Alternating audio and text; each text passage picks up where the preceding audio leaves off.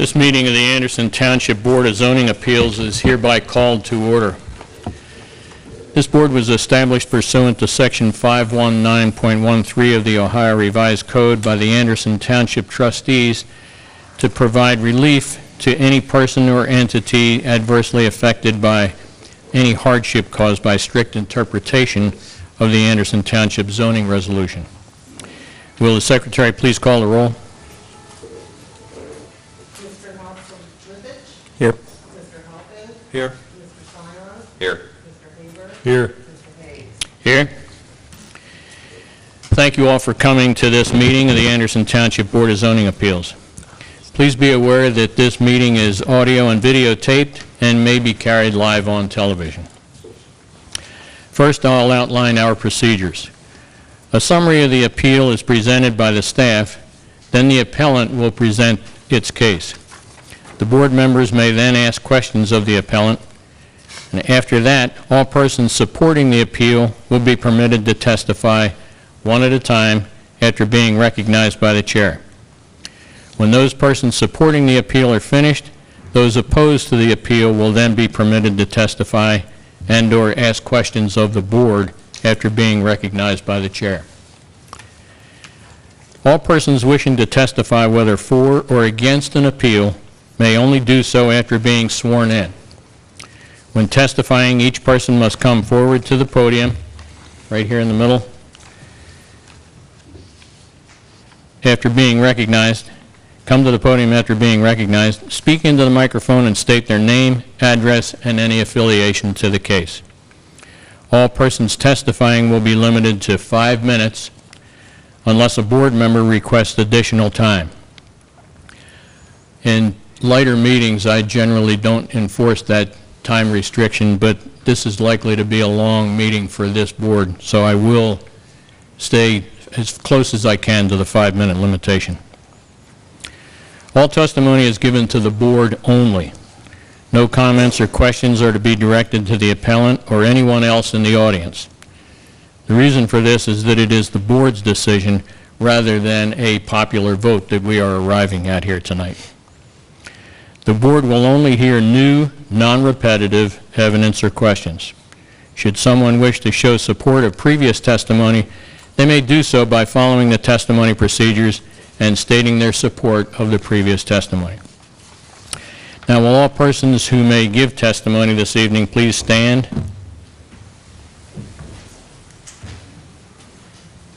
And raise your right hand and swear or affirm. Do you swear to tell the truth, the whole truth, and nothing but the truth, so help you God? I do. Thank you. Are there any changes to tonight's agenda?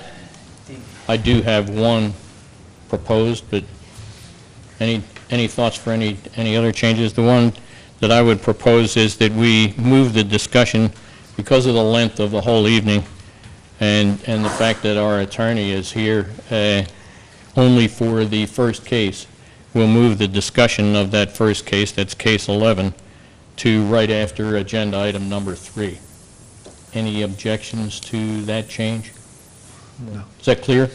Yeah. Okay. So you want to close the public hearing? Close the public hearing? And then we will have our discussion amongst ourselves and take the straw vote, Yes. if there is a motion. Yes. Okay. Okay. Do you need a motion on that, or are we just good? Motion, please. So moved. Here, a second? Second. Thank you. Would the secretary please call the, let me dispense with that. Are there any objections to that? No. Good. Good. The agenda has been changed. Now, would the staff please read their summary of case 11-2017?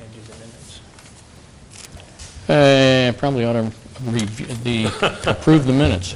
I'm trying to move quickly through this meeting, and that's too quick. Have you all had a chance to review the minutes that were sent to us in email? Okay. Yes.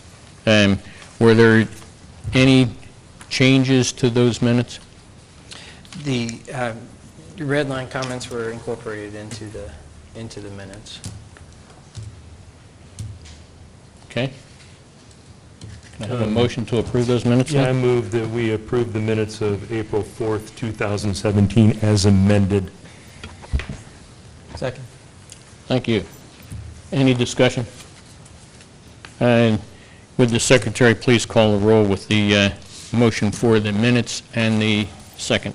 Mr. Nasilevich. Aye. Mr. Halpin. Aye. Mr. Sion. Aye. Mr. Haber. Aye. Mr. Hayes. Aye. Now will the staff, thank you all. Will the staff please start the case 11-2017? Yes, thank you. The applicant is Jim Cacchetti with Core Resources on behalf of Coldstream Country Club, who is the property owner. The location is at 400 Asbury Road, and the zoning there is AA residence, which is single-family residence. The request is the authorization of a conditional use permit per Article 5.4I-14 for the installation of 2 platform tennis courts. This is a property map.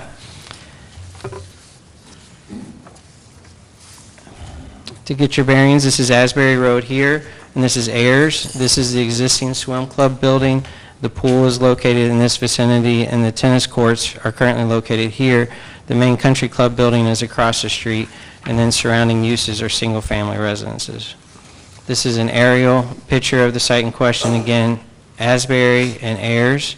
This is the existing parking for the tennis courts on this side of the road, as well as the pool and the clubhouse building for the pool. A topography map.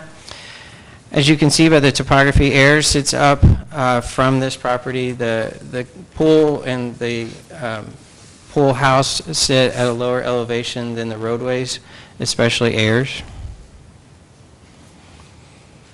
And this is a site plan of the proposal. The 2 platform tennis courts would be located just east of the existing tennis courts. And again, when we look back at the aerial, they would be located in this particular area here. The existing tennis courts would remain, and there would be 2 platform tennis courts located in this general vicinity.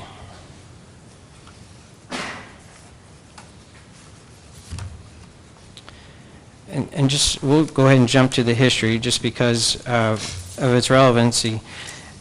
The club itself was established around 1960, and since 1960 there have been various reviews by this board on variances for different items.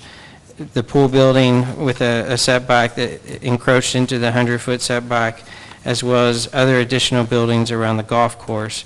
Most recently, back in November, 3 requests were heard. One was for an expansion and reconfiguration of the existing pool, which is currently under construction. This was approved by the Board of Zoning Appeals, and incorporation of the diving well into the pool, as well as remodel and renovation of the kiddie pool and other structures around the pool area. In addition to that request, there was a practice indoor driving range on the opposite side of the street that was also approved by this board. And lastly, there was the request for platform tennis at that time, which was denied, and this was for 3 courts that were going to be located over this existing tennis court. So that case, was denied, and it was appealed by the applicant to the Court of Common Pleas, and that is currently pending. So last month, this application was reviewed by the Board of Zoning Appeals to establish if enough information was different than what was heard back in November to warrant rehearing of the case. And the board decided last month that yes, there was additional information than previously heard, and so that is why this case is before you within the year as a new public hearing. So back to the drawings. This was a site section of the property itself. Ayers Road, as you can see, it slopes down to the area where the pool is, the shade structures, the pool, and then the clubhouse building. This was a lighting plan or a photometric plan to demonstrate the limits of the foot candles from the new platform tennis. The foot candles in this circle reach 0 foot candles at the limits of this circle here. So as you can see, this is Ayers again. I'm sorry, this is Asbury. and Ayers. So the foot candles from the lights are 0 prior to getting to the property lines. These are some site photos of the existing tennis courts. This was standing looking toward Ayers at the existing tennis courts. This was looking generally to the north along Asbury at the golf course, and then the clubhouse building, the country club building, is just off of the slide, the picture. Looking generally in the same direction to the north, this would be what would border the platform tennis courts to the north. So just a different view, but the view of this, the intention of this photo was to demonstrate the property to the west. This is the closest single-family home to the west, to give you an idea of the vegetative screening from the existing platform, or the existing tennis courts. Just looking a little bit more toward the southwest. This is looking toward the south at the existing building there at the pool.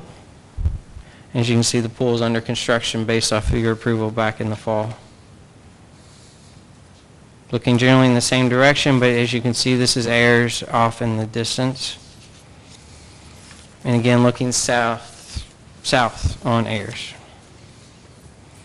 So with a conditional use, there are certain conditions. This fell under Article 5.4 I-14, recreation, private or public community facility, including to, and we used all of these conditions because the property is all three, country clubs, swimming and tennis clubs, and a golf course. So all the specific criteria are listed, and in the staff report, our staff's findings of whether we felt that the criteria are being met or not. And in addition to these criteria, there were 4 standards for evaluating conditional uses. So we'll go through these fairly quickly, as they're also mentioned in the staff report. But B, they're compliant. The setbacks for the structures, the platform tennis courts are compliant with setbacks. So these are the other areas or variances that were approved last fall for the pool structure and the shade structures. Setbacks from any adjacent residential property line, again, this is compliant. F was compliant. G, H, no changes, and I, no changes. So L was an item that was of discussion before. Measures shall be taken to minimize the impact of potential nuisances such as noise, odor, vibration on adjacent property. So the applicant did submit additional information, which I'll let them present to you to address that finding. N and O. N is compliant. O, a landscaping plan was submitted that shows additional screening along Ayers. In addition to that, an allowance was provided to the property owner to the west that you saw in that picture to increase vegetation on that side of the court. To the north is bordered by the golf course, and then to the east is also bordered by the golf course. No additional signage is proposed. It is subordinate to the principal use, which is the golf course and country club. R, S, it refers to lighting, which they demonstrated compliance at 0-foot candles prior to the property line. U is compliant. X, regarding the serving of meals, is compliant. Y, the intensity of the particular use, again, additional information is in your packet regarding the intensity with regard to the location, size, and configuration of the track. So the elevation drawing was provided showing the site section as well as a noise study. The other standards to consider are per Article 2.12 D8, and those are the spirit and intent of the zoning resolution, no adverse effect, and then protection of public services and consistent with adopted plans. So I'll be happy to answer any questions. Any questions of staff? Nope. And I don't have any either. Will the appellant or the appellant's representative please step forward and present their case? Thank you. My name is Emily Supinger, and I represent Coldstream Country Club and the applicant, Jim Cicchetti. I'm with the law firm of Strauss Troy, and my business address is 150 East 4th Street, Cincinnati, Ohio 45202. I appreciate the opportunity to appear before this board this evening. We're here tonight requesting a special zoning certificate for conditional use to permit the installation of 2 platform tennis courts. I have with me today Jim Cicchetti with Core Resources. He's the general contractor. Mike Montanis, he is the Pool and Tennis Committee chairperson for the club. Peter Swick, the club manager. Mark Keeby with Total Platform Tennis, who will be installing the tennis courts and who designed the lighting plan. And Richard Lemker of Spectratech, and he performed the noise study. And each of these individuals will be testifying for you tonight to tell you about their role in this project and answer any questions that you might have about their specific issues. Coldstream Country Club has been part of the Anderson Township community since 1960. Regionally, it is a premier country club featuring an elite championship 18 golf course. Coldstream also features 6 tennis courts and a swimming complex. Coldstream hosts both tennis and swim leagues and provides the community with a world-class facility that benefits residents and attracts families to Anderson Township. One amenity that is currently lacking at Coldstream is platform tennis. Platform tennis has grown tremendously in popularity in recent years and is now a staple at virtually every country club in the region. Currently, there are platform tennis courts located at Cincinnati Country Club, Hyde Park Country Club, Kenwood Country Club, Four Bridges Country Club, Camargo Country Club, Makatiwa Country Club. And in addition to the country clubs, there are platform tennis courts at other regional sporting facilities, such as the Indian Hill Winter Club, the Glendale Lyceum, and the Cincinnati Sports Club. Coldstream is located in the AA Residential Zoning District, and the country club use of the property is a conditional use. The Anderson Township zoning resolution contains the 17 criteria that you heard Mr. Drury speak about. According to the staff report, I believe 14 of those criteria have been objectively met, and we won't address those tonight. Of the remaining items, L, S, and Y, we will present information on those issues. Item L provides that measures shall be taken to minimize the impact of potential nuisances such as noise, odor, vibration, and dust on adjacent properties. With regard to this item, the staff report provides that the applicant has submitted a landscape plan, lighting plan, and noise study to address potential nuisances. Item S was deemed to be compliant by the staff, but we will still present some evidence on it, as there were questions about the issues of lighting and the impact that lighting might have on neighboring properties at the previous hearing when this matter was considered. And item Y provides that the intensity of the particular use shall be evaluated with regard to the location, size, and configuration of the tract. With regard to this item, the staff report provides that the applicant has submitted a landscape plan, a lighting plan, and a noise study to address the intensity of use. In addition to the landscaping that's already present on the property, the landscape plan shows additional plantings located along Ayers Road. Additionally, Coldstream has agreed to reimburse the property owner of 7552 Ayers Road for tree plantings on his property up to $5,000 and to add an additional landscape buffer. Finally, Coldstream revised its landscape plan just yesterday as part of an agreement with other concerned neighbors to add trees adjacent to the proposed courts. Does everyone have a copy of that revised plan? Thank you. Coldstream also has submitted a lighting plan that shows a 0-foot candle at the property line. Mark Keeby from Total Platform Tennis designed the lighting plan and will tell you more about the lighting for the courts. With respect to any issues associated with noise, Coldstream hired Richard Lemker of Spectratech to perform a noise study, which was conducted in January of this year. The study revealed that the noise from platform tennis, even with a cheering section, is well within acceptable noise ranges and will not disturb neighboring properties. Coldstream anticipates that this use will be low intensity and not disruptive to the community. Coldstream has always strived to be a good neighbor that complements the community, not detracts. The addition of 2 platform tennis courts will provide its members with an activity they can enjoy in the winter months when most of the club facilities are not in use.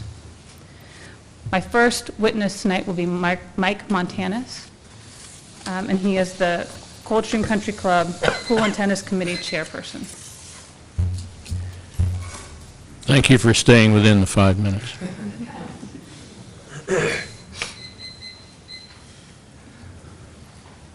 Can you go ahead and state your name? My name is Mike Montanus, and I reside at 7408 Bayswater Drive, Cincinnati, Ohio, 45255.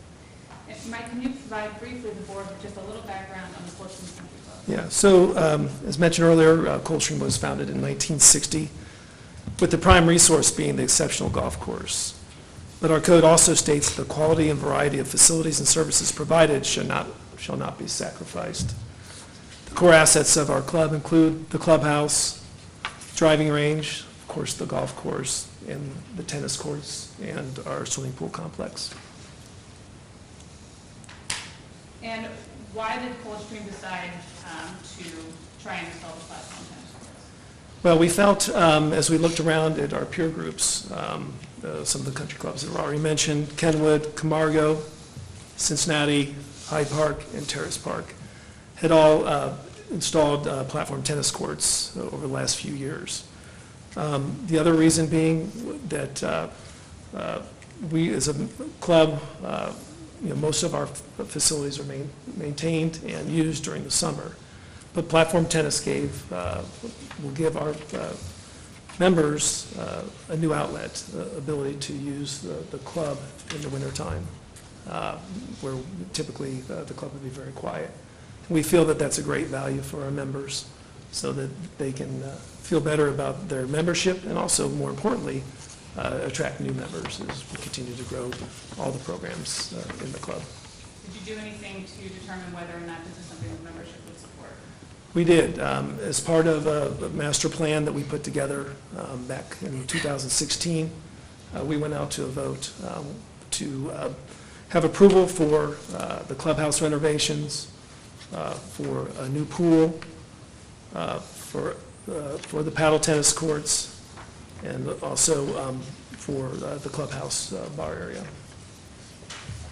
And what was the result of that vote?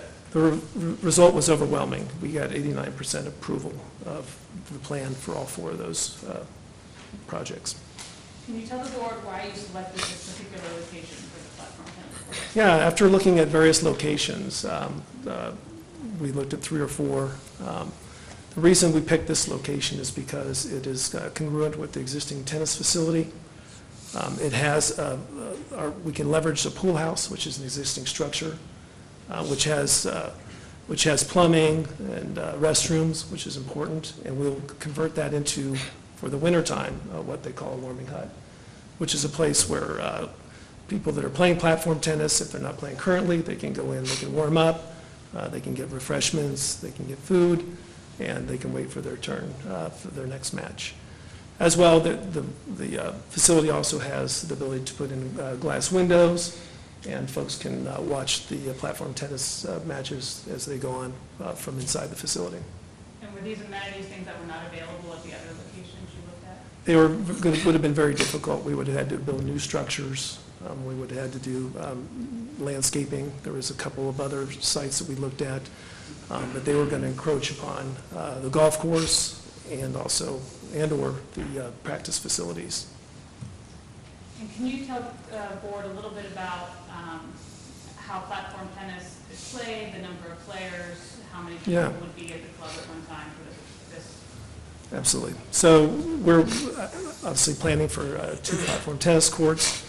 At the most, you would have 8 people playing simultaneously. And then you'd have people potentially waiting to play the next match or next series of matches. So you would have a total of 8 people playing at a time? 8 people playing at a time at the most. Do you anticipate any traffic issues associated with this type of event? We don't. I mean, compared to the normal traffic that we have during a typical summer day, it's just a fraction of the traffic we would see at the club. That's all the questions I have. If the board has any questions, please raise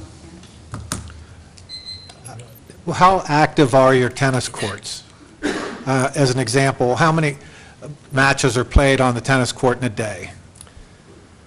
I would say, it's tough to say, it depends on the time of the year and the day, but at the most maybe 5 to 10. There's some days where it's, a couple. And usually is that doubles or is it singles? Or? It's a combination of both, depending on, our women's league plays both singles and doubles. Our juniors play doubles. Do you expect the same type of activity on the platform courts? I would think it would be probably less. Of the membership, how many would you think would even be candidates or qualified to play platform tennis? Yeah, I mean, I would think if our tennis community could be, if we could estimate it 20%, I think the platform tennis could be, 10 to 15%. There is a big crossover. Tennis players like to play paddle tennis in the winter. And how often do you think those courts will be in use in the course of the year? Well, it'll be seasonal, so typically when the weather gets below 50 degrees is when it starts, so, ranging maybe from October to March. I would think that usage would be higher on the weekends, with some on the weeknights. That's it for me. Any other questions for this applicant? Would these courts ever be used for anything other than the They would tennis? not. Okay. Is it a loud sport? I mean, I've played racquetball. Is it loud as racquetball? I would say it's not as loud as racquetball, but it's a different type of noise that we can talk about as we. As you go through, Yep. okay. Just one clarification. In the application, there was reference to platform tennis, paddle tennis, and another sport. So could you clarify exactly if this is for platform tennis solely? It is for platform tennis solely. Paddle tennis is just another name for the sport. Okay. And pickleball will not be played on these courts. People still playing handball? I don't know, yeah, I don't see it too often. We're not looking for that right You now. know, that'd be an inside sport anyway. That could be. No other questions? Thank you, sir, and thank you for staying within the 5 minutes on the presentation. I should note that if the board needs more information, that doesn't count in the 5 minutes. Great, thank you very much. Thank you. Next will be Jim Petty. You got it right. My name's Jim Cicchetti. I'm with Core Resources. We are working as the owner's representative on several construction projects over there, also the general contractor on the upgrades to the pool house and some previous work that was going on across the street at the clubhouse. Our office address is 7795 5 Mile Road. Jim, could you just briefly describe generally the site plan that we have before the board? Yes, we've got, what you're seeing up there is the new plan with the new pool. In the photos, you saw the pool was under construction. Essentially, it's pretty much the same size, but rotated 90 degrees. That's, along with that, we're doing some upgrades to the pool house. Right now, it's really just a lot of cosmetic type stuff, replacing screens, some painting, things like that. If we move forward with the platform tennis, we will be adding a deck to it. There's a screened-in porch on the north side right now that we will add casement-type opening windows, so you can use it as a screened-in porch during the summer months, and then when the platform tennis takes place in the wintertime, close it up so you've got windows in there. We'll be adding some heat and air conditioning to that room also. Another thing that we're doing along Ayers Road, which you had mentioned earlier, we're adding several, some trees, and then they're all evergreen type trees, so they will block any block visually the courts from Ayers Road all times of the year. Additionally to that, the neighbor to the west, the country club, is providing, I believe it's $5,000 to reimbursement for additional landscaping there. The two courts, as you can see, are end-to-end facing north-south, adjacent to the parking area. Another thing that we will be adding, and I'll let Mark Kevy, who will be installing it, is an outdoor deck about 15 by 20 feet on the north side of the building also. Can you speak to the additional plantings that were just added to the site plan yesterday? And those will be between the platform tennis and the parking area. And what's the purpose of those It's to screen the platform tennis from Asbury Road. Does anyone have questions for Mr. Cicchetti? The planned height of the arborvitaes, I understand that there are arborvitaes on the east side of the courts to the west of the parking area. Yes. What's the planned height of them? I don't know the size of those offhand. I think I'm not familiar with the height of them. I know they were just added and just brought to my attention today. So They small, or are they 5 feet or more? They're slow-growing trees.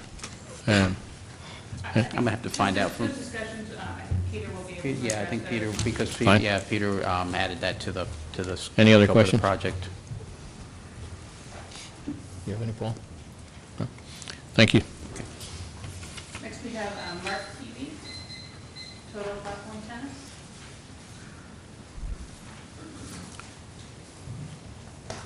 Thank you. My name is Mark Keeby. I'm one of the owners of Total Platform Tennis. Our company is located at 1386 State Route 28, Loveland. It's actually in Milford, Goshen area. The company's been in existence for 6 years. I've been playing the sport for over 35 years, and my business partner has been building courts for over 30 years. We install 25 to 30 new and refurbished courts every year, which represents about 60% of the courts that go in around the entire country. Can you tell the board a little bit about how the courts are actually constructed? Sure, the courts are constructed, they're an all-aluminum construction, so they don't fall apart. They're elevated on concrete piers with an aluminum I-beam undercarriage, heavy-gauge aluminum deck, and the superstructure that goes around the court is an aluminum tube, and attached to that is a galvanized steel hex mesh wire, like a thick chicken wire is the best way to describe it. One of the pieces of the construction, the courts are elevated because they're played in the wintertime. They're covered with an abrasive surface for traction, and they're also elevated so you can sweep the snow off the courts, and then any little bit of snow and ice that remain. There are forced air heaters underneath the courts. The underneath perimeter of the court is surrounded by a plywood skirting to keep the heat in. You sweep the snow off, you turn the heaters on, which are extremely quiet heaters. We've selected them for their durability, effectiveness, quietness. They're basically on for about 20 minutes to melt the ice and snow so that you can play. One of the other pieces of the construction is the aluminum decks are deck planks. They look like wood boards, effectively. In between the cracks, we put this is called a polyethylene gasketing, and it serves two purposes. It seals the gaps so when the heat comes up, it stays underneath to heat the aluminum deck, and it also dampens the sound of the deck itself, this foam. So it serves two purposes. Are you familiar with the platform tennis court for Cincinnati Country Club? Very familiar. We do all of the maintenance, and I play there occasionally. Will these platform tennis courts be similar in nature to those? The style of construction will be identical. The actual layout of the land, they're probably the closest courts as far as the site topography to the Coldstream courts. Cincinnati Country Club's courts on the one end of the court is what we call at grade. It's actually dug out underneath, but you don't walk up to the top of the courts. You walk in right at ground level, and then the land slopes down, so when you get to the other end of the court, there actually is a plywood skirting. Coldstream's courts are going to be very similar in design. The east side of the courts is at grade because the hillside slopes down. So you'll be able to basically walk in, the walkway will go along the ground, you'll walk in, and then it slopes down, so on the west side of the courts, you will see the plywood skirting, so it's very, very similar. Okay, I want to talk a little bit about the lighting plan. Did you design the lighting plan for this? We did. We designed the LED lighting for platform tennis courts back in 2014.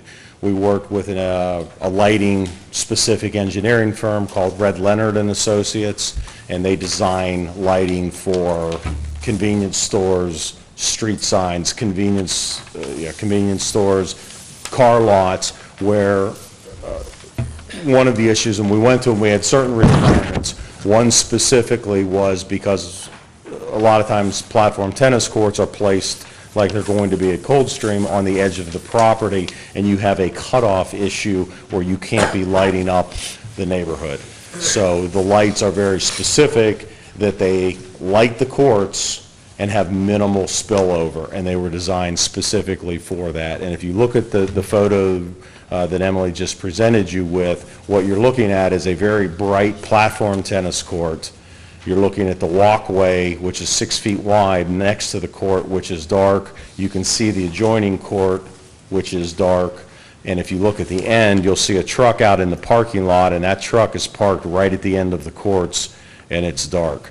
The fixtures are also horizontal fixtures, as compared to like a stadium lighting, where you see the big ball up in the air. These are horizontal, so when you're away from the courts, you won't see the light source. You will see a very bright court, but you won't see a light up in the air shining or, in your eyes.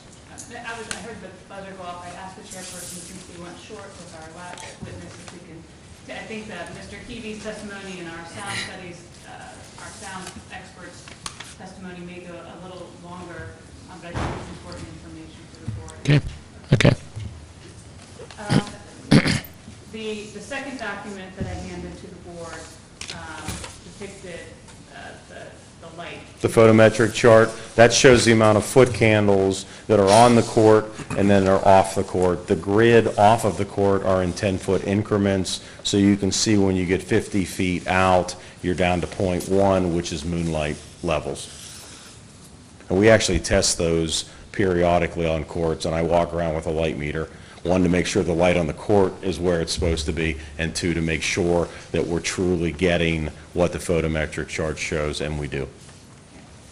Mr. Keevy, have you ever participated in other administrative proceedings to get approval for platform tennis courts? I have, and it's almost always, I've never had one where there's been a sound issue. That issue has never come up. But I have with lighting issues, which is why we were very specific when we designed these lights. Based on your experience with playing platform tennis, what would you equivalent the sound to? It's at or less than what a tennis court will be. Very briefly, I can tell you I'm a member at Four Bridges, and I play platform tennis there. From inside the hut, court 1 is 8 feet away, court 2 is about 40 feet away, and court 3 is about 50 feet away. From inside the hut, and it's not tremendously insulated, you can hear the play on court 1. It's not tremendously loud, but you can hear the players. You cannot hear the players on courts 2 and 3 from inside the hut. It's quiet. And with any of the facilities that you either help maintain or that you constructed, have you ever had a complaint about noise after the courts have been constructed? We have not. That's all I have. Mr. Keevy, before I have any questions? Questions of this portion of the appellant's testimony? I'm good. None? Yeah, and one question, sir. This is a picture of what? I know it's a court, but, and it's a platform tennis court, but where? It's in Chicago. That's the Onwencia Club. Oh, okay. Okay. But this is They were one of the typical, first ones we put up. and this is typical of what will be installed? Correct. Okay, Yes, that's a 6-light court, and the lights here will be 6 lights. 6 so, lights. Yep. Okay, thank you. You're welcome. Our next witness is Richard Duncan, Inspector Tech.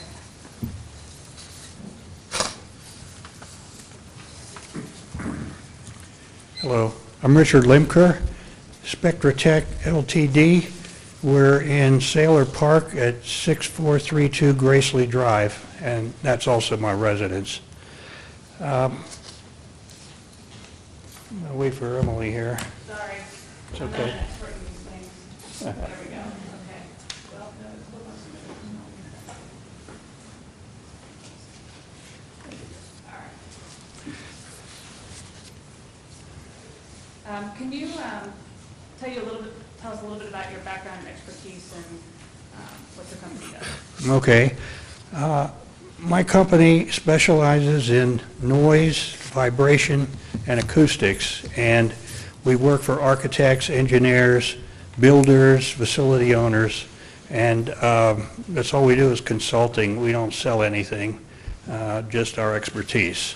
I began consulting part-time in 1982 and full-time 1986. I'm not an engineer by graduate degree, but I have equivalency standing through the Audio Engineering Society, which admitted me as a member in 1977. Can you explain to the board how sound studies are performed? Okay. We have test equipment that consists of a calibrated meter, windscreen, and we put that on a tripod and conduct some sound testing. And did you conduct a sound study at Coldstream Country Club? Yes, I did. Okay, and when did you do that? January of this year. Let's see the exact date. Was it the 11th? Is that correct? January 11th, that's it. Okay. And what were the weather conditions on the day that you conducted the study at Coldstream? Well, it was cold and a little bit of wind, gusting in between quiet periods. And what was done to simulate sound associated with playing platform tennis? Well, Mr. Swick enlisted several volunteers, I guess maybe 6 or 8, to come to their existing tennis courts and play tennis and also, we'll say, whoop it up to generate some fairly loud noise levels so that we could provide a reasonable representation of the noise that you might expect. Were they playing tennis or were they playing platform, using platform tennis? Tennis, but the main concern being noise from the participants. It was just the same as if they would have been playing paddle tennis. Okay. And how many folks were there in the cheering section, so to speak? I believe about 6 or 8. And were they cheering the whole time you conducted your study? No, when we arrived at our test points, Mr. Swick, by way of a cell phone, called the participants there at the tennis court and said, okay, let's make some noise. We then took some readings and moved on to our next location. Okay, and how many locations did you test the sound from? We tested at 5 locations there at the Coldstream Country Club. Okay, and on the board here, this is taken out of the sound study that was provided to the board. At test location number 1, and this is located 265 feet from the, where the tennis was being played, is that correct? Correct. And when you took the measurements, did you have the court within your line of sight? We attempted to maintain actual visual line of sight with those courts. In some cases, there were some trees. I think in one location, there was a tennis or a pool building between us, but we made every effort to maintain line of sight so that, again, the readings would be a fair representation, wouldn't be blocked by something that, just to cut it down. Okay. And at location number 1, can you tell me what your readings told you? Well, we measured ambient noise, which is just like the quiet noise with nothing happening, at around 42 dB, and the average while the participants were making noise, 48 dB, and occasional peaks as high as 55.5 or 6, I think, 5. Okay. And are you familiar with local ordinances that regulate noise and sound? Yes, I am. And would those levels have fallen within what would have been acceptable in the majority of those? Well, it would be acceptable in almost every area. I can't say every area because I haven't reviewed them all. But the most restrictive that I'm aware of is blue ash. and they're within their restrictions. Okay. And then the second location is depicted here, and it's at 639 feet from the courts, is that correct? Correct. And when you took those measurements, did you have the court within your line of sight? Yes, except, as I say, there's some trees in there, but we were on a level so that we were not out of sight because of the elevations. We were able to see that elevation, we'll say, through the trees. Okay. And at this location, what were the results of your? Okay, well, again, ambient noise, 44 dBA, the noise from the participants, 45 dBA, and a maximum of 49.5. Okay.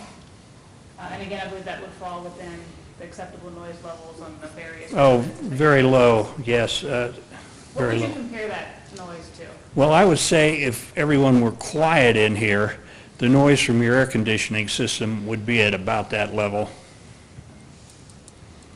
And your third location at Coldstream is here at 672 feet. That's correct. And did you have the tennis courts, I'm guessing you've had trouble maybe having them within your line of sight from here? Well, again, trees, but elevation-wise, there was no land blocking our test trajectory, we'll say, and we made sure that we were not behind the house that was there on that property. Okay. And can you tell the board what your measurements were from that location? This is number 3, 41.5 ambient, 43 dBA average, 47.5 maximum. Okay. And again, well within Well within, what would be acceptable. in virtually every jurisdiction. Okay. And the last test location, number 4, was at 297 feet, is that correct? That's correct. And did you have the court within your line of sight for that? Let me just see where that was, number 4. Yes, that's fairly close, and again, we did everything we could to maintain line of sight with, we did have line of sight with the area there where the courts are going to be installed. All right. And what were your measurements from that location? 44 dBA ambient, 53 dBA average, and 67 max. Okay, so how do those measurements translate? Well, that's some of the highest ones. 53 average is still within the range of virtually every jurisdiction as far as an average sound level. And the 67, those are just more or less instantaneous, momentary peaks in sound, which really are usually not regulated per se. They go with a more average level, and it still falls within those jurisdictional restrictions. Okay. And did you also take measurements at Cincinnati Country Club? We did, And when did you do that? January 26th of this year. And what were the weather conditions on that day? Again, pretty chilly, some wind in between quiet times.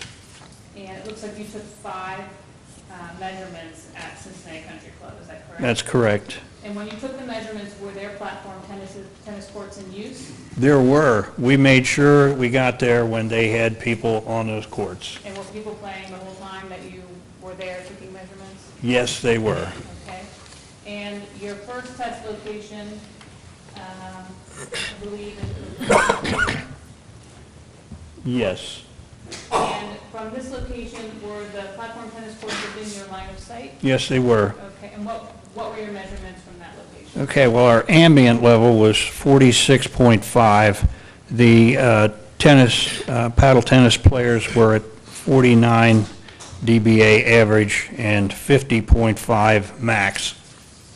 And again, those numbers fall within the range of what would be acceptable noise level? Yes, they do. Okay, and that was 150 feet from the court? That's correct. And in test location number 2, which was here, 181 feet from the courts. Did you have the courts within your line of sight from this location? Yes, we did. And can you tell the board what your measurements were from that location? Ambient, 48.5 dBA. The average from the players, 50 dBA. The maximum reading, 51.5. Okay. And test location number 3 was 142 feet from the location. When you took those measurements, were the courts within your line of sight? Yes, they were. And what were your measurements from that location? Ambient level, 49 dBA. The players at 50 dBA. I'll just note that this chart has a spike, and I can assure you that was not generated by the paddle tennis players, but we had to include it because that was a reading we were using. And the maximum, 51.5. Okay. And location number 4 was 278 feet. Correct. And were the courts within your line of sight for this location? Yes, they were. And what were your measurements at that location? Ambient, 48 dBA. Players, 50.5 dBA. Maximum level, 51.8. Okay. And test location number 5 was 141 feet from the courts? That's correct. And the courts were within your line of sight for this measurement?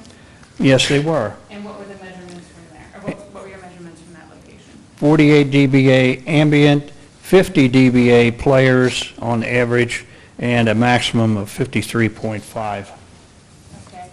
And did you notice residences in close proximity to those courts at Cincinnati Country Club?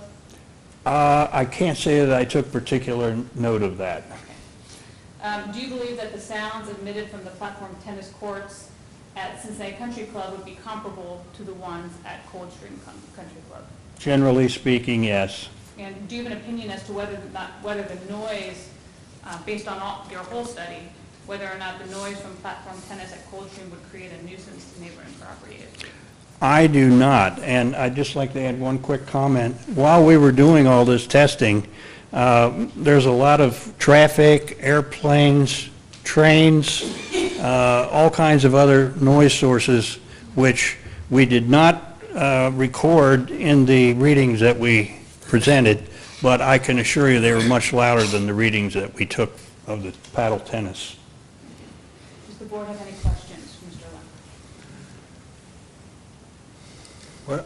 Of the sites that you, at Coldstream, were you, I saw that you were in front of a residence at one place, one site was right in front of a residence, and the other site was close to the Asbury, across, where there was a resident across from that?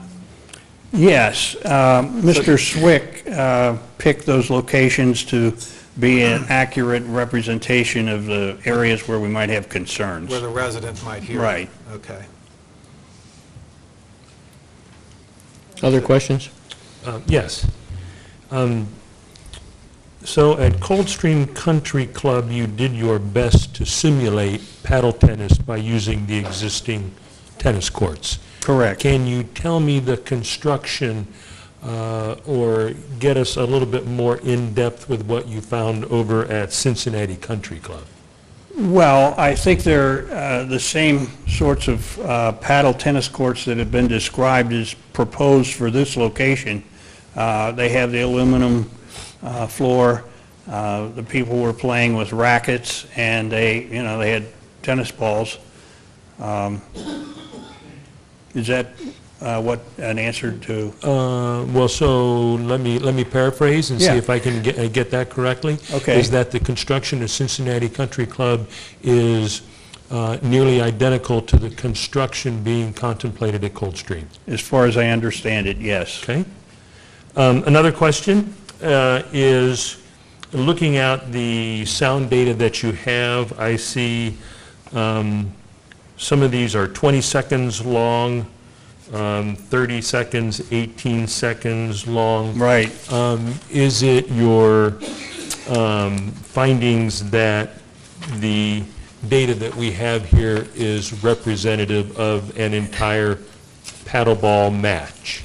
Yes, it is, and the reason that they're so short is because we had cars, trains, planes, and a little bit of wind in there, so we picked out sections of our test results that fairly represented the noise that would be carried from this paddle tennis activity. So you tried to eliminate the anomalies that were occurring in the background In terms of our testing and report, yes. in order to isolate the paddle ball That's correct. audio data. We were able to do that because along with our strip chart that you see, we actually made an audio recording. So we could go in and listen to this stuff and say, oh, there's a truck, there's a plane, here's the guys playing tennis, so we're going to present that in our report. Okay. One final question. Your last statement I think it's your last statement in your letter. Yes. Which is my expert opinion that sound emitted from simultaneous play on Coldstream Country Club's 2 proposed paddle tennis courts will be well below the reasonable dBA threshold for noise complaints. Right, that's correct. I need you to explain that, if you can take some time and expound on that. Okay. Again, we did check some of the other local ordinances and found that the levels that we documented were below those limitations found in other jurisdictions. And 55 dBA is really, like I say, it's not that loud. And in some cases, we had trouble picking out the sound from these paddle tennis players or the simulation because it was almost inaudible. When you're 1 or 2 decibels above the ambient noise level, then it's very hard for you to identify that, and you certainly couldn't understand what anybody was saying. It was just some muffled noise at best, and we were straining because we were trying to make these tests, but you really have to strain to hear, and certainly you wouldn't be able to understand what people were saying from Okay. those locations. So let me do one more thing at this one statement here. Okay. And that is that, because your sentence says the threshold for noise complaints. Now, I understand code, and what the code says is that there's measurable data there, but you're also talking about noise complaints. Right. And what I'm going to ask you to affirm is whether or not your testimony says that you believe the activity that you've recorded would, that there would, as a result, there would be no noise complaints. Well, I can't say no noise complaints because people have different opinions, and they might find this very low noise level. They might hear it, they might say, I don't want to hear it, I don't know. But in terms of reasonable people, reasonable noise levels, it's very low. That's the next Yeah, I know. expert, right? And really, you wouldn't expect to have complaints on these noise levels. Okay. Thank you. Thank you. Nice questions, Mr. Haber. Thank you. I'll build on Mr. Haber's question. Sir, is it your testimony then that the parts of the noise strips that you separated out Yeah. had higher levels of noise for trucks and cars and traffic and high winds, airplanes, trains, and the other stuff that you cut out is higher, would show higher levels than what you... Oh, exactly, yes. And Okay. my instructions from Mr. Swick were we weren't going to present data on airplanes and trains. We're here to document the noise levels of the paddle tennis situation. Yeah, what I want to make clear, though, is that those noises would be above the noises that you measured on the paddle tennis. Absolutely, and I noted in my report there are 10 dB or more higher, and a lot of them were probably 20 dB higher, quite loud. Okay? Thank you, sir. Any other questions for this I got witness? one question. For your Yes. test location number 4, the country club has proposed installing trees, arbor vitae, Yes. along that point. And, do you have a guesstimate, an estimate of how much sound reduction that would be from that point there? Well, I really haven't seen the exact layout, but based on what I've heard, I would say maybe 2 or 3 dB reduction at best. And, it depends on how mature they are, how full they are, whether they got leaves on them, things like that. It's not going to make this whole thing, disappear. It's just going to lower it a little bit. Thank you. Any others? Thank you, sir. Procedurally, I want to acknowledge that you went way over the 5 minutes, but the board was very interested in the noise testimony, and that's why I said, hey, this is something that we need. So, thank you. Thank you. We only have one last witness, Peter Swift, the club manager. Hi, Peter Swick. I manage Coldstream Country Club at 400 Asbury Road. I also am Anderson resident at 2472 Fairgrove Court. Peter, you're the club manager? I am. Okay. And you've been kind of managing this project, so to speak, Yes. since the beginning. And as part of managing this project, you've had a lot of discussions with the neighbors Correct. concerning this, Yes. correct? And through some of those conversations with neighbors, the Coldstream agreed to limit the hours that platform tennis would be played, is that correct? Yes, we have limited hours where we would set with Mark from Total Platform, we would make sure that the lights would then switch off at those times automatically, so they couldn't even violate that. And do you know what those hours are? It is, I should know, could you tell me? I don't want to misspeak, I do know I've read it a million times. Sunday through Thursday, they would end at 10. Yes. Unless the following day is a holiday, in which case. And then it's 11. And then Friday and Saturday you would end by 11. Correct, and just like Cincinnati Country Club has the same piece, but they shut all theirs off at 11 every day. But absolutely, and we think that is the right course of action, given that it is a residential neighborhood. And additionally, you've had conversations about the fact that the Coldstream would not allow pickleball to be played on the platform. Correct. In an email that I had sent to Mr. Drury, I made sure that that was part of your packet, that we explicitly said we will not play pickleball on the platform court specifically. Is pickleball louder than platform? Yes, it would be. We have had for the last 2 years, although it gets virtually zero play at our club, we have pickleball lines on our hard court, and we don't notice that it's that loud, but we also don't have a lot of play. But we will not play pickleball whatsoever on the platform courts. And I believe there was a question, so I'll ask you, just recently, Coldstream agreed to some additional plantings Right. on the eastern edge of the. Yeah, between where the driveway is and where the courts would be, we would plant a hedge of arborvitae or some sort of spruce or something to that effect. It isn't necessarily defined at this point, but it would be of a substantial height, probably 5-7 feet. I can't say I look into arborvitae all the time, so I don't exactly know the heights, but we can get fairly large trees, and we would want that. We really feel as though it's mutually beneficial. One, it would help with the sound, not all that much, but we do feel it would help with the sound. It will also help with wind, as well as, you probably won't see as much light, even though there really won't be much light pollution. And some of the submissions to the board by other property owners in the area, there seem to be some concerns about drink being associated with platform tennis. Can you tell the board a little bit about how alcohol is handled Right. at the country club? So we do have a liquor license. We do serve liquor. We try at all times we do at all times comply with liquor regulations.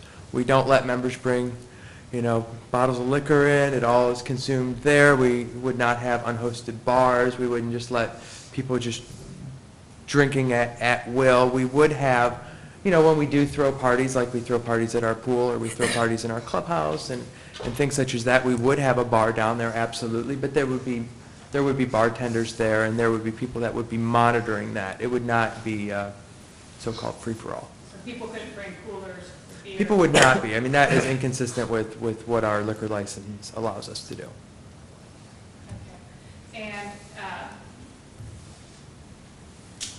can you tell the board a little bit about the average age of your members? Yes, our average age of our membership is 60 years old, 60.8, something like that. However, we do have a large population that is over 70. and quite a few that are actually over 90. So the club definitely is trending much younger as people move into the community. They tend to join when they're juniors or intermediates or in their early 40s is typically when they'll join, and then they typically will stay for 20, 30. I have people over 50 years that have been members at our course or at our club. So. And do they tend to be professionals? Absolutely. You know, typically anybody that goes through the process of membership has to go through that process. They have to be vetted by their peers, most of which live in the Anderson community. North of half live in the Anderson community. They have to be vetted by their peers. All their peers know of who gets submitted for membership. So yes, they're all professionals and for the most part executives. That's all the questions I have for Done. Mr. Swick. If the board has Any questions for this witness? Yes, I do, please. The pool house is used for other activities in addition to what you're planning and possibly expanding for the paddleball.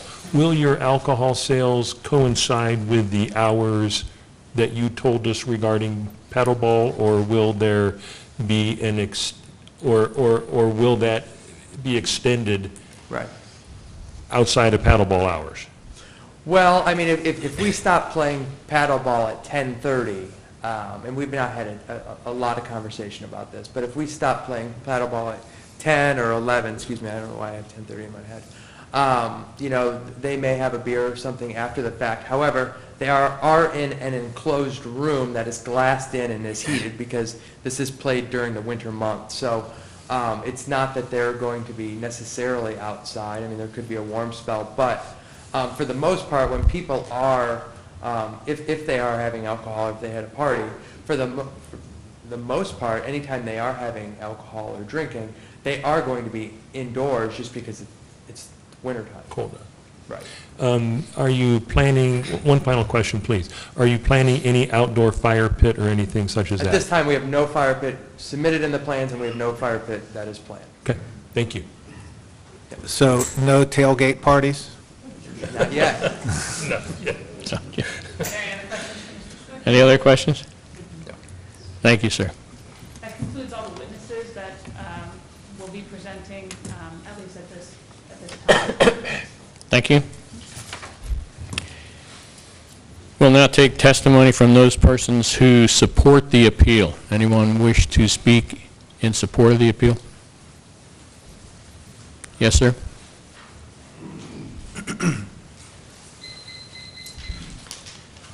Good evening. My name is Keith Ferrara. I live at 791 St. Thomas Court, and I am a member at Coldstream Country Club. I've been a member at Coldstream since 2004. I'm 50 years old, and I figure that I'm probably still several years younger than the average age of our members presently. I also should state that I've never played paddle tennis in my life, and the fact that I'm not really sure how much I'll even use the facility. I'm much more of a warm weather person, as most people can tell, and the thought of playing any sport in the middle of the winter is not really high on my list. However, the idea of paddle tennis benefiting not only Coldstream, but its membership as well as the township as a whole interests me very much. Coldstream has been losing ground for several years to other clubs and communities. As it loses ground against the competition, that affects Anderson Township as a whole. We need to continue to add viable venues for younger families to find attractive in hopes they will move into our community and keep it relevant. We continue to see restaurants close and stores leave the township because of lack of support. The same is true for a staple like Coldstream. That hurts the community. Paddle tennis is said to be the hot activity among families in the country. It's bringing people together. I've seen this firsthand at a club in Minneapolis where one of my employees resides. Paddle tennis has been a part of their club for several years now, and it's generated a huge buzz each winter among the families there. It's said to be a gathering sport, something that brings families and friends together. And the last time I checked, we could use a little more of those types of activities in our society, as well as Anderson. I laugh at the notion that paddle tennis courts are going to rile up the 60-year-old something community at Coldstream to a level of party-going, loud music-loving, beer-guzzling fanatics that are staying out until all hours of the night. Not sure about you guys, but I'm usually in bed around 10 o'clock after having fallen asleep in my chair. I have a hard enough time gathering up the juices to leave my chair to walk upstairs to bed. Do you really believe the noise level of 8 to 10 people is going to approach the same noise level that a high school football game just around the corner does on a Friday night? Have you not sat on your porch and listened to that on a weekend?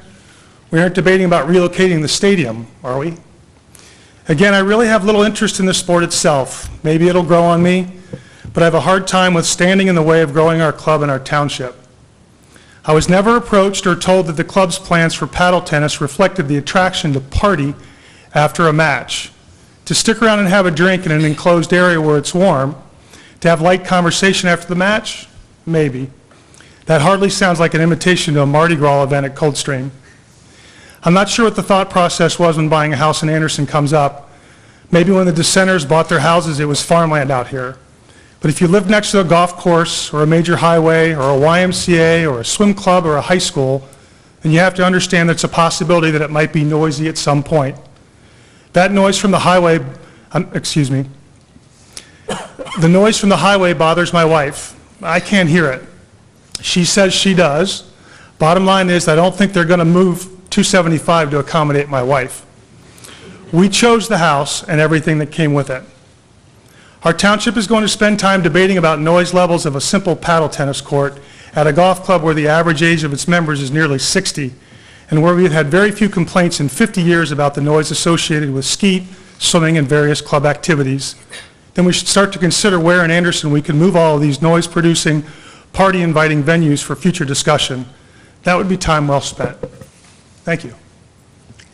Any questions for this witness? No. Thank you, sir. Other people wishing to speak in support of the proposal? You're next, sir. Good evening. My name is Lainey Baresi. I live at 506 Rolling Rock Lane, and I just have a couple thoughts for you tonight. First, we chose to live in Anderson Township over other places. We lived in another area of Anderson for 7 years. We transferred abroad for 3 years and had the opportunity to move to any other suburb in Cincinnati. But we found our current house and fell in love with the quietness, the open space, and the residential neighborhood surrounding it. Our home sits on the 8th green, and it faces the clubhouse. Through the back of the windows of my home and the outdoor patio, we have a very clear shot of the clubhouse yearly, with a view of the roof of the pool when the leaves fall from the trees. We spend a lot of time outside through the spring and the fall, and due to a new outdoor patio we built 3 years ago, we've enjoyed many, many nights with friends sitting by the fireplace enjoying the views of the course. I want to state for the record, never once have I sat outside or had the windows open or heard from the inside of the house the sounds of the fun going on at the club. Not a sound during a swim meet, parties with a band playing outside, nor tennis matches and tournaments. We haven't even heard the sound of the construction going on currently at the old pool putting in the new one. The only time I ever heard a noise from the club was when someone let off fireworks for a birthday or anniversary party a few years back. Having a clear shot of the clubhouse, you'd think we'd hear something, but the truth is I have to actually drive by to discover that something's going on at the club at all. The next point I just want to say is the additions going on at Coldstream are not going to make it a more desirable club to join, but it will also help generate revenue and taxes for Anderson Township and continue to make it a more family-friendly club, which hopefully will bring more people into our area to visit it and possibly join, which benefits Anderson immensely. I have played paddle tennis at many other clubs around Cincinnati over the years. It's one of the amenities I've found lacking here. The addition of paddle tennis shouldn't be seen as a ruckus maker. In fact, the opposite would be true here. It's a great sport that all ages can play, and the true benefit is that you get to play during the mild winter days, and you can get to go outside and do it. This isn't a sport like soccer or football where there are whistles and cheers and screaming going on. In fact, in all my years of playing it, never have I had anyone clap when we win a point, and that's including tournaments. I'm very hard-pressed to understand how these courts would adversely affect the area around the club. Coldstream, in general, is not a Caddyshack club. People don't hang around the tennis courts until 1 a.m., and half the time we can't even get players on them. It's not a place where members go to live it up and get wild and cause commotion. In fact, it's the opposite. As many would agree, shutting the place down means at 10 o'clock everyone's ready to leave. I don't see the addition of paddle tennis as disruptive, corruptive, or noisy. If I can't hear a band and a swim meet, I'm going to be super hard pressed to hear the ping of a ball hit a paddle. I'm just asking that the board consider these thoughts from a resident who loves nothing more than the quiet of her porch now for 7 years, and I've really enjoyed it. But adding paddle tennis is not going to add any noise, and if it adds anything, it's going to add joy, fun, revenue for Anderson Township, and a great family-friendly activity for all of us. Thank you. Any questions of this witness? Thank you, ma'am. Yes, sir. You want to speak in favor of? I do. Step right up. My name's Jack Durkis. I live at 7448 Indian Creek Road, and I am very much in favor of this proposal. My wife and I live on the 9th tee box of Coldstream, right next to the 9th tee box. In fact, if Peter Kelly behind me hit a big drive, blocked it uncharacteristically right just a little bit, he'd come close to the paddle tennis courts that are being proposed right now. And we have no concerns whatsoever about the lighting or the sound or anything like that. So we're a neighbor within 4 houses of the proposed courts, and we're fine with it. Second thing I want to say is I think we're all taxpayers here and paying a lot of property taxes. Now that our kids have graduated from Forest Hill schools, we look for reasons on whether we should stay in Anderson or whether we should leave. The taxes aren't cheap here.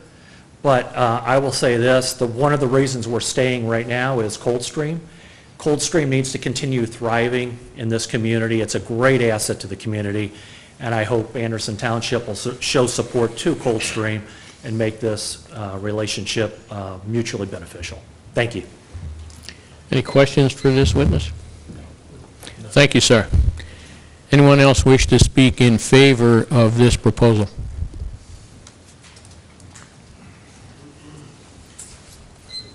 Good evening. My name is Mary Ann Eman, and I live at 7267 Brookston Lane, and I'm also a Coldstream member.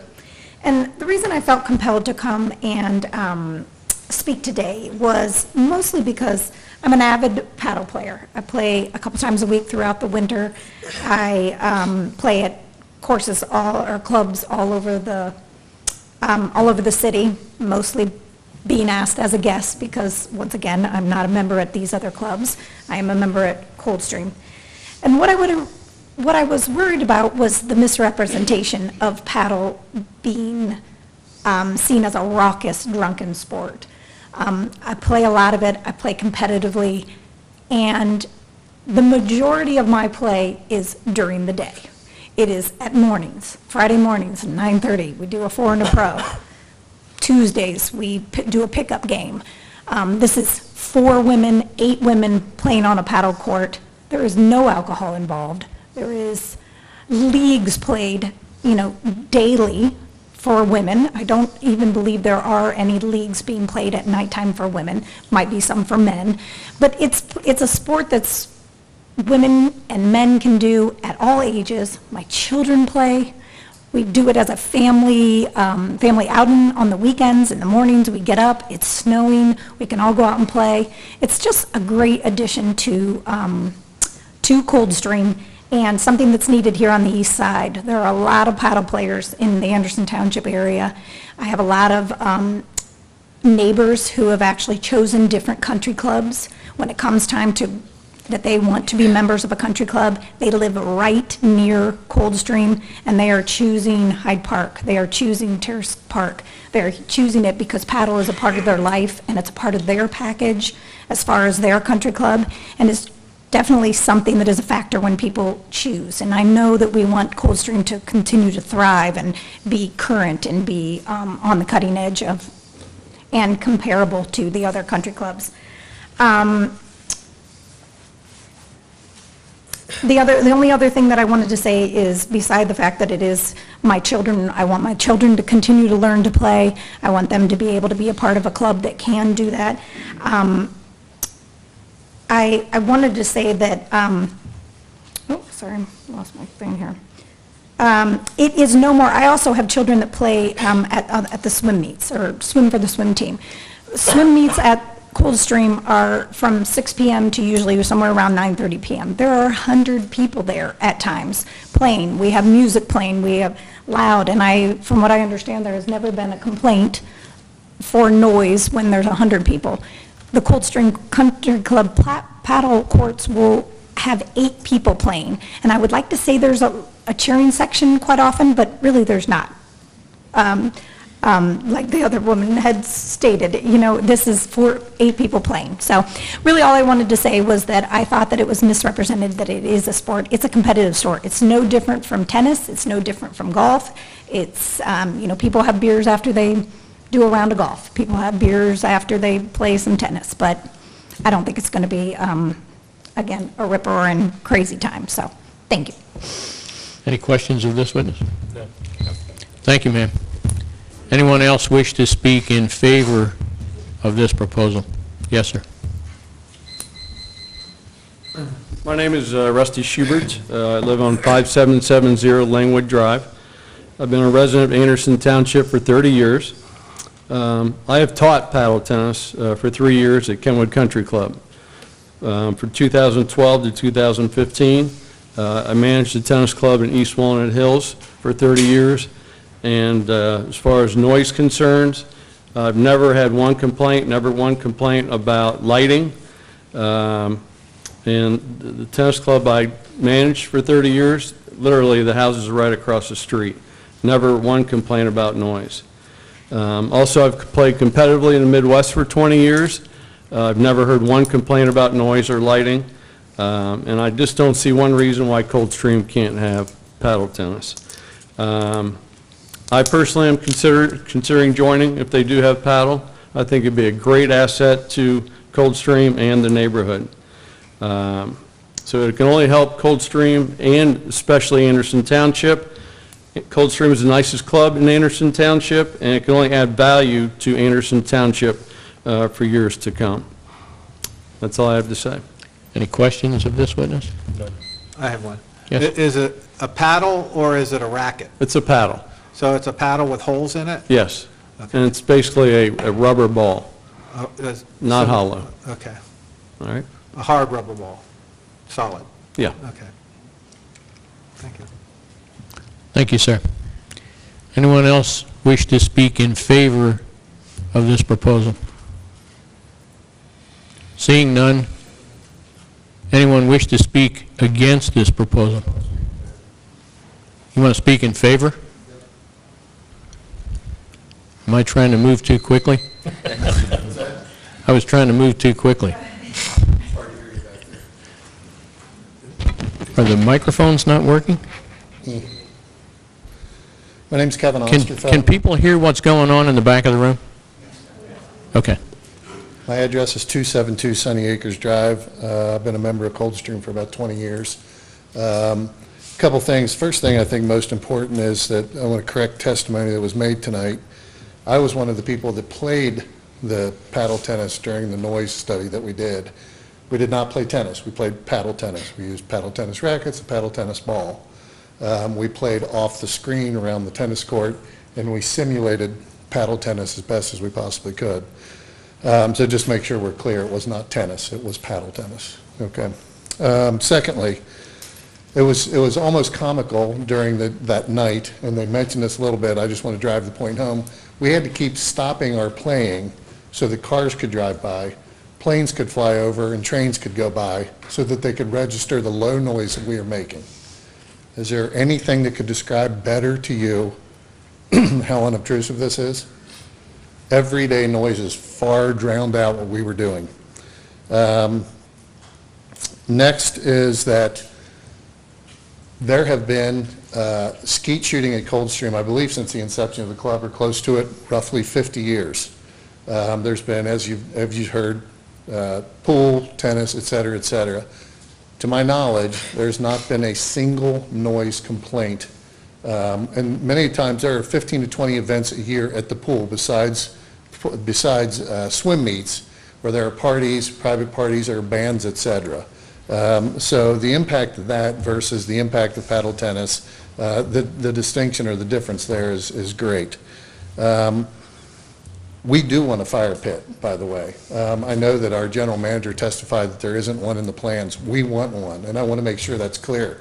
I do not want this board putting a condition on that there's no fire pit. Every single paddle club I am familiar with has a fire pit, okay? It is not some major disruptive force. I don't know why there's this stigma attached to a fire pit. We actually already have a fire pit at Coldstream. There have been 0 complaints about the current fire pit at Coldstream. So we do want to have a fire pit. It's very much a part of the culture of paddle tennis. It's cold when you're playing paddle tennis. So oftentimes people will come off the court, warm up by a fire, or go inside for a few minutes, go back in. In addition, when the lights go out, the lights go out. So there are no lights as well for a fire pit when the lights go out. Again, it's part of the culture, and we already have, and have had for years, a fire pit at Coldstream. We've gotten too many limitations placed on this already. We have an hours limitation. We have a limitation not to play pickleball on these courts, which I think is absurd. And we've been limited to 2 courts. Paddle tennis is a 3-court sport. Leagues require you to have 3 courts. We, in trying to please our neighbors, have agreed to go down to 2 courts. So that's where we stand today. We're at 2 courts. We will be able to have our league play there. It's very convoluted. League is 3 matches. So you come in, and picture this, 2 matches play, 1 sits. And then when those finish, the last one plays. So how do you drive home together, carpool together, enjoy each other's play, etc.? We decided to sacrifice that for the sake of this board, because of the last set of hearings we went through and what I thought frankly was a ridiculous decision by this board, and I think that's been proven tonight with the fact that we can't even hardly measure the noise that you've been so concerned about. So we've already been limited to death in the number of courts, the hours of play, the pickleball. I don't want any more limitations. And you know, I can't speak for the club necessarily, but I'm telling you as a board, when you deliberate, one of the things you will be tempted to do is place yet more limitations on this. Don't be tempted. I think it has been proven beyond a shadow of a doubt that paddle tennis at Coldstream, not only is it not disruptive in any way, shape, or form, but it's an expected part of what you would have at a, excuse me, at a country club like Coldstream. That's all I have. Is there any questions? Questions? How long does a match take, generally? I've literally played in matches that are 15 or 18 minutes, and I've played in matches that are a good hour or so. So typically, the longest would be about an hour for a match. I would say typically they're 2 out of 3 sets, but the sets move quickly. Unlike tennis, it's a very confined area. You don't spend a lot of time walking over and picking up a ball, you know, et cetera. There's not a lot of wasted time. It moves pretty quickly. So a tournament, as an example, would involve how many leagues, would you say, or how many? Well, I can't speak to a tournament. I'm talking about league play. Okay, league play. How many? League play is 3 matches. 3 matches, and that's it? That's it. So you're talking, in this case, 2 hours, because you only have 2 courts. Typically, something like that would be tops. Tops. Okay. It's hard to say. I mean, it's hard to get pinned down on, so. But then once you're done with that, then there's another league might come in?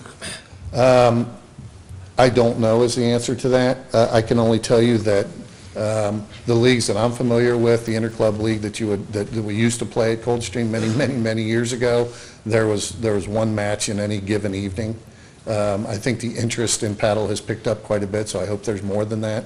But you know, that's yet to be determined. It'll be, like I said, it's going to be difficult. We have 2 courts. We don't have 3. So. Thank you. Any other questions?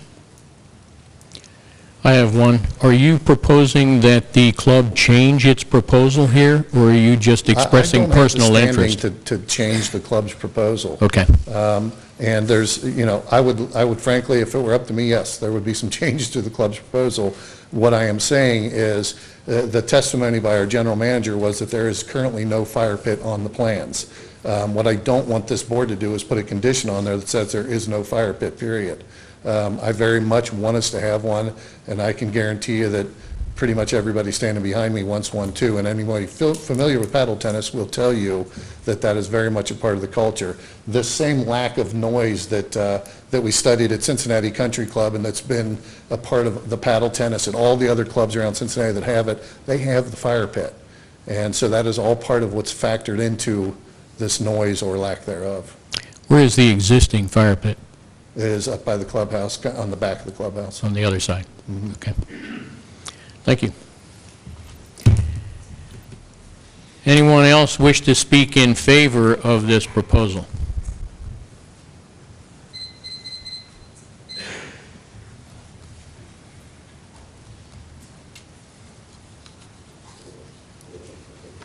Good evening.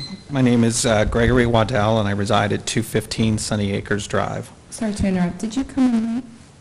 Were you sworn in? No, I was not. Okay. I'll need to be sworn in. Would you please raise your right hand and swear or affirm? Do you swear to tell the truth, the whole truth, and nothing but the truth, so help you God? I do. Thank you. Thank you. Many of the points that I had originally included in my comments here tonight have already been made, but I do want to focus on a couple of things because I think it's important. You know, in the initial meeting, the residents and members did not feel the need to come and support it because we felt the merits of the proposal itself was strong enough for the board to grant its approval. We had a number, as you know, of complainants, I shouldn't say a number, a very few number of complainants who came and presented a number of their concerns. The primary ones of those were really categorized into two items. The noise level that would be associated with the play of paddle tennis itself, and then the behavior, general category of behavior and citing of drinking and those kinds of activities by the members who participate in paddle tennis. Hopefully this board, through the noise studies that were conducted, understand that the noise levels are actually less than the ambient noises that are occurring from the traffic and congestion that are in the areas already.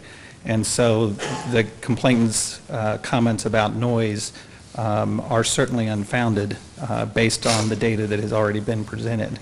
But the thing that was more troubling to me was the comments related to the participants that play that, the drinking, the behavior, and the noise that they're going to create. I've been an Anderson Township resident for 40 years.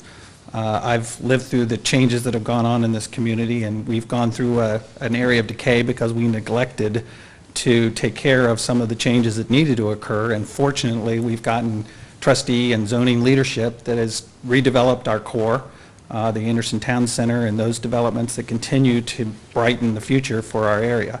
The club is no different. Coldstream does need to enhance and continue to improve its facilities if it's going to attract and retain its members, and it's a vital piece of what makes moving to the Anderson Township community desirable for current and new families. As it relates to the behavior, you know, we are all, as they indicated, the average age is 60 years old. We're all residents for the most part. Over half the members are residents of Anderson Township. We're business professionals. We've gone through a membership application process that requires us to be vetted. We are residents in this community, as you are, that have vested interests in making sure that Anderson Township is a desirable place to live and work. The suggestion that somehow placing a paddle tennis racket in my hand causes me to become a drunken idiot who's going to speed through the neighborhood, make all kinds of loud and suggestive comments, and act like we're at a spring break party in Fort Lauderdale is ridiculous on its face. That's not the community we want to live in. That's not the community we live in now. It's not the way the members conduct business and all the activities that we do currently available at Coldstream. Adding paddle tennis isn't going to change who we are as people or as members. It's simply providing another outlet for us to enjoy with our families. Coldstream is a family club. It's a family environment. The members value that. The addition of paddle tennis changes nothing as it relates to that. And I just felt it was important that you hear from members when our character is being kind of called into question here because of a paddle tennis court addition. I thought it was important that you hear from us directly as to how we feel about that characterization. Thank you. Questions? No. I do have one, sir. Are you a player? I have played. I don't play regularly, but I have played at a number of clubs as guests for parties that were conducted, fundraisers and so forth, specifically at Hyde Park. So you are an actual player Yes. occasionally? Yeah. Okay. And thank you for drawing attention to the fact that there is a great deal of difference in testimony that this board is receiving today compared to the first time that this case came before the board. The board has to act on the testimony. It cannot act on its own whim. I appreciate that. That's why Okay. we're here tonight. Thank you. Anyone else wish to speak in favor of this proposal? Seeing none, is there anyone wishing to speak against this proposal?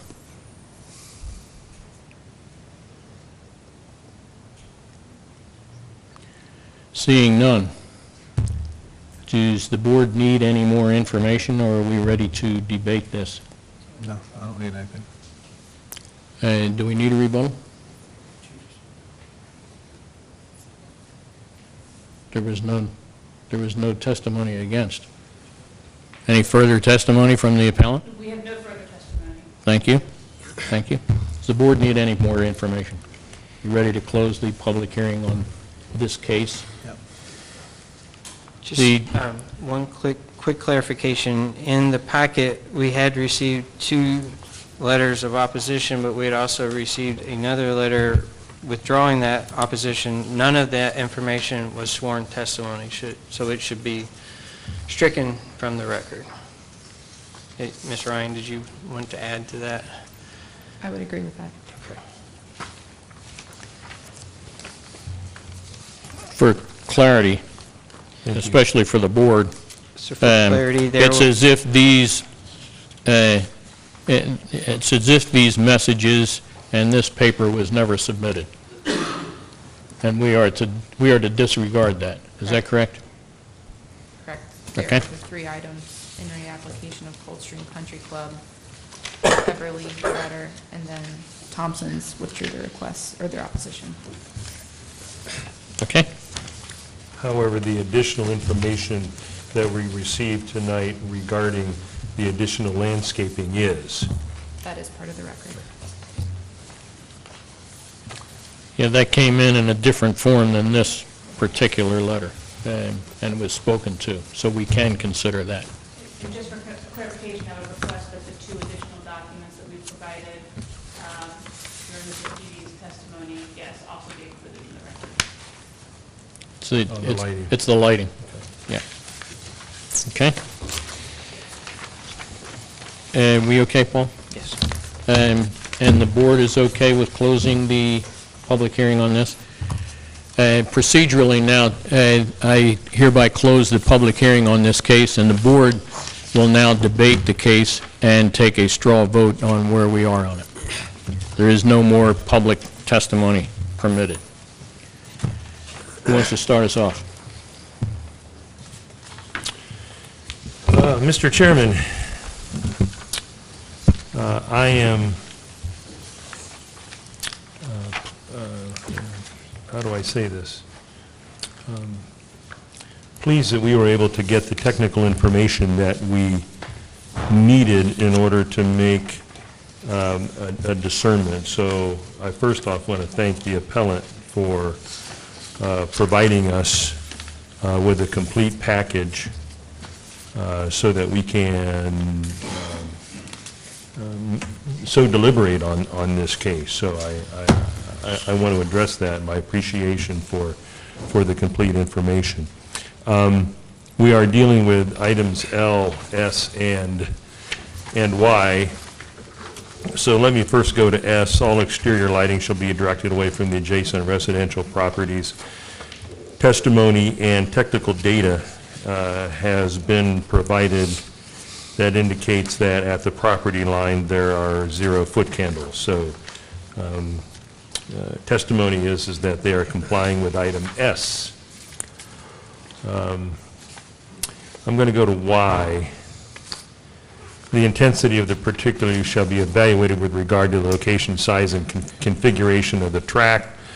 The applicant has submitted a landscape plan, lighting plan, and noise study to address the intensity of the use. So really, I then end up going back to L, which is measures shall be taken to minimize the impact of potential nuisances such as noise. odor, vibration, and so on. And the appellant's answer was the same, that they submitted a landscaping plan, lighting plan, and noise study. Regarding landscaping plan, there have been additions that have been made to it, and I have no exceptions, nor do I hear any exceptions that what is being proposed is insufficient. We've talked about the lighting plan as having been compliant, so which gets us down to the noise issue.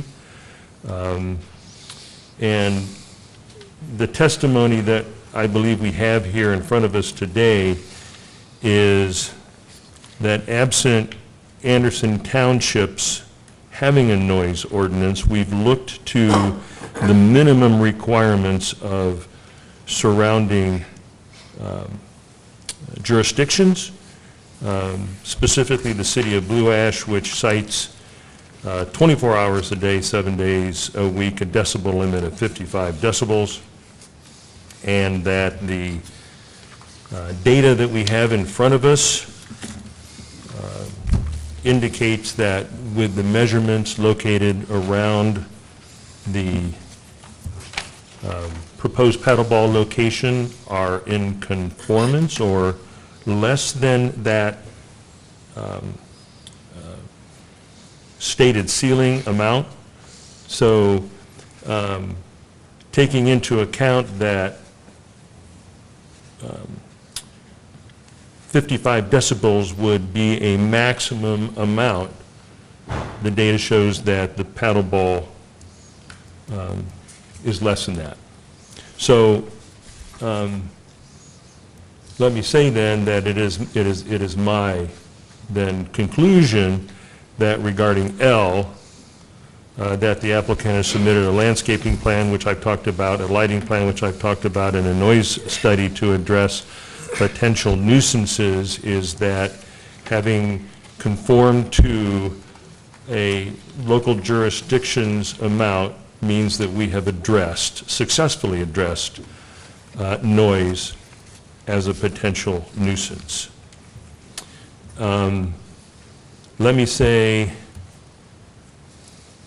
that regarding the fire pit, and I appreciate the passion of the testimony, is that we condition our proposal, our motion, based on the documents that we have in front of us.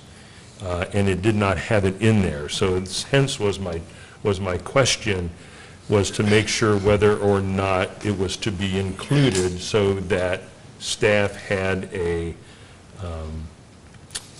full knowledge of what was in the plan. So I was attempting to help the appellant out as to what I thought maybe have included. So hopefully I was trying to look out for the appellant and was it included. So I have no qualms whatsoever about adding the fire pit in our motion, even though it doesn't show up on the documents. So given that, I am in support of granting the conditional use permit as has been presented to us tonight. Is that a motion? No, that's discussion. It's just discussion, yeah. So it's gaining a sense of where each is, and that's where Mr. Haber is. Others?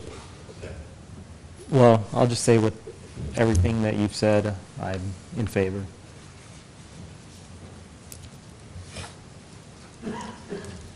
Me too. Me three. Me three. No. I'm going to stop this. You're doing too good a job. Well, that was pretty thorough. I think we got what we wanted. Yeah. Conditions? I don't have any.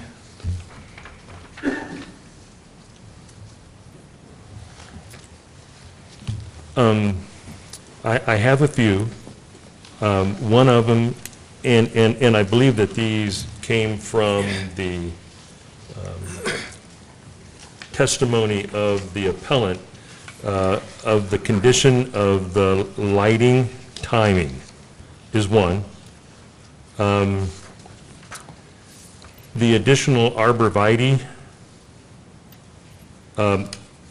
along Ayers and by the courts, I did not ask the question, but I do not know how hot, let's see, along Ayers, the paddle ball courts are going to be at grade. And I was thinking that they were going to be up higher. Along Asbury, I think. Along Asbury, thank you, yep. So I didn't know if there was any condition. The appellant said that they were willing to do 5 to 7 feet so that it establishes what it's trying to do as soon as possible, rather than wait a couple years on down the road for them to grow. And then the other one is if we're in agreement that, you know, a fire pit, which I'm fine with, is that we can make mention of that as part of the drawings, because it does not show up. And those are, I think, the 3 that I have right now, in addition to the condition of the documents that have been submitted. If you do go with it, 5 to 7 foot tall arborvitae's, can we just keep it general as solid evergreens? Evergreen. Meaning the height, but That's just, perfect. because there was Perfect. testimony given that hasn't been decided. Better terminology. Could you clarify your intent with respect to the fire pit comment? Again, we condition our motion based on the documentation that we have, Okay. and it's not shown. So my intention is to include it verbally, even though it's not shown on the drawings. I would recommend to leave out anything, don't add anything that isn't shown on there other than what has been proposed regarding the arborvitae. Don't imply anything regarding the addition of a fire pit. If they were to add one, I believe that would require certain submittal plans, location, design, everything. Okay.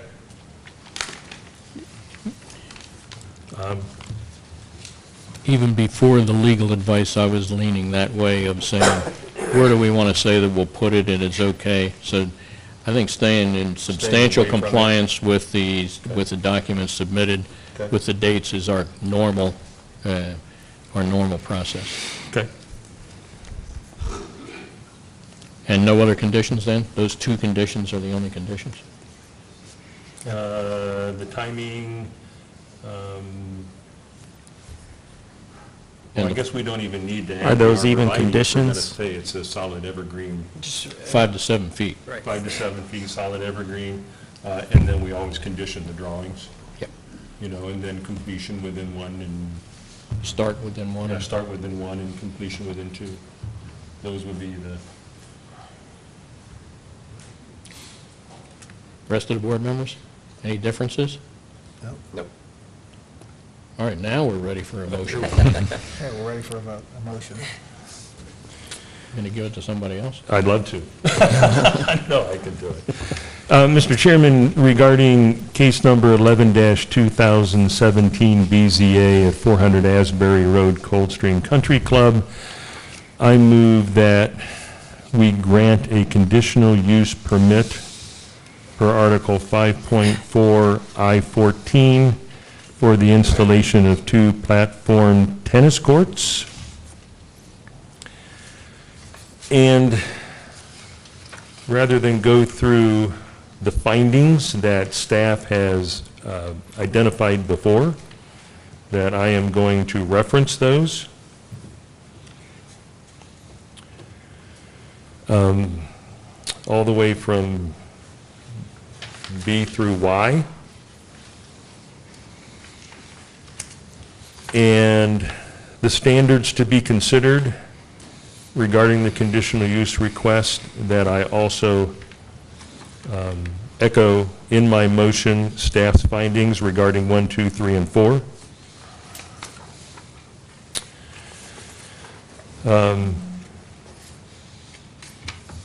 I'm going to condition the motion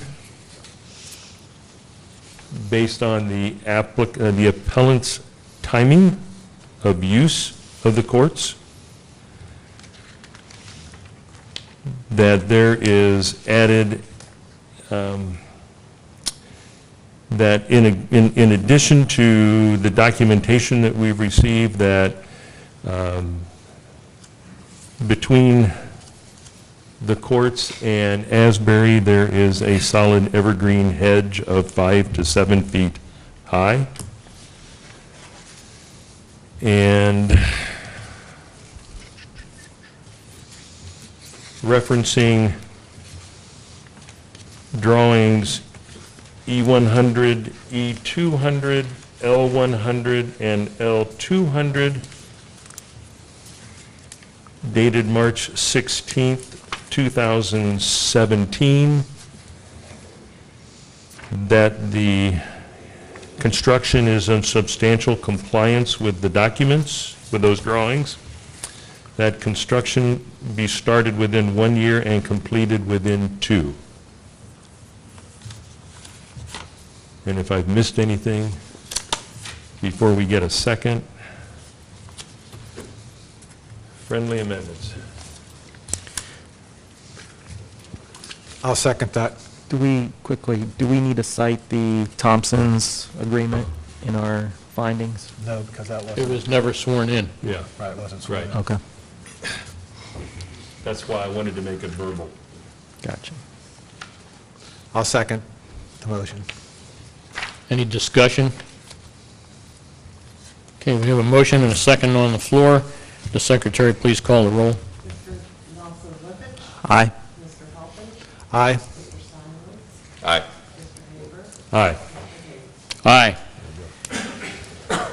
Now procedurally, that does not finish the work. We will document that agreement fully later on this evening, and actually it will not be approved until next month. But we will proceed with the rest of the cases here this evening, and we will reopen the public hearing and begin with case 12-2017. You're welcome to stay, and you're also welcome to leave.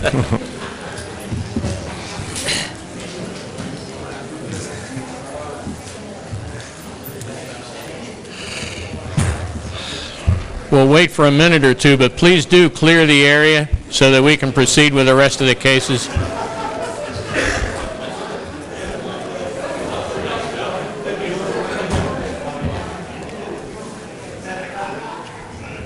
There's no water, no nothing.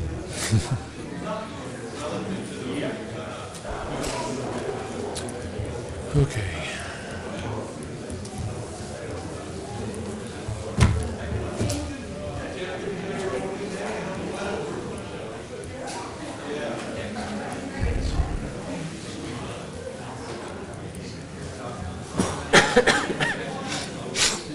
Cleared it out. I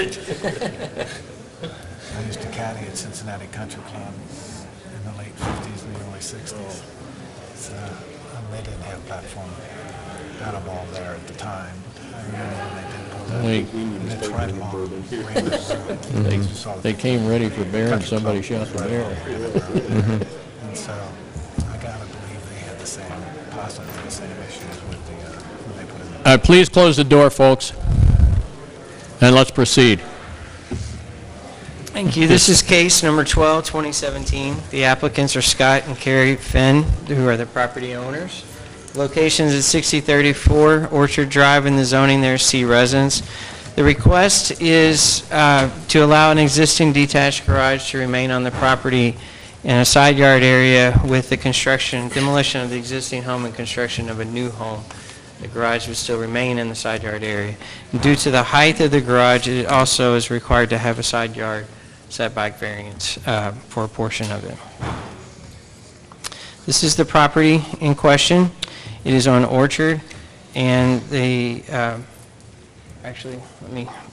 applicant has been able to get a survey since the materials came through, so let me pass that out to help clarify. Are they the fresh stakes that are laid out too? Yes. Yep. So the survey came back as the property was 1.047 acres. The auditor had the property as 1.198 acres. There's 150 feet of frontage on Orchard Drive. There's a slight decrease toward the rear of the property. In the current use of the property, there is a home, a vacant home, which is the structure here, and then the detached garage, which is the structure here. The garage, we believe was built, or the auditor had it being built in the late 50s, although the home is much older than that, and there wasn't clarity on exactly when the home was actually constructed. All of the surrounding uses are single-family, and to the north is the City of Cincinnati corporate limits.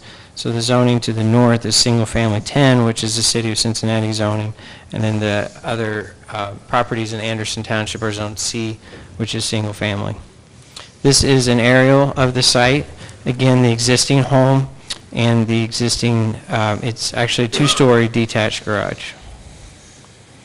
The topography of the site is a slight decrease. There is a swale that runs through the backyard, as you can see from the topography map. This is a hand sketch of the detached garage and the setbacks to the property line. There were stakes, as Mr. Hayes pointed out, on the property out in the field, and then the survey that was just handed out confirms these measurements. The front portion of the garage is set back 5 feet from the property line, and then the rear portion of the garage is set back 3 feet. The Township zoning resolution allows accessory structures to 3 feet to the property line except when they're over 15 feet in height, and then they're required to meet the setback of the house, which would be 5 feet. So a variance would be needed for the rear portion of the detached garage. This is the floor plan of the existing home. And the applicants their desire is to construct a new home at the same location as the existing home, except for the covered porches. So this drawing was submitted, and the desire is for multiple reasons, but one in particular is a very large oak tree in the front. Also, some other reasons submitted by the applicant was the potential for a septic system in the front yard, as well as just the location of their driveway. They would like to keep it in the same location to use the detached garage. So this is the floor plan of the proposed house. And then the applicants are proposing a circular driveway, and then the driveway, the proposed home would have a side entry garage, and the driveway would be between the existing garage and a proposed side entry garage. This is the proposed home. Again, the side entry garage would be up in this general area. This is the side elevation. So these are site photos.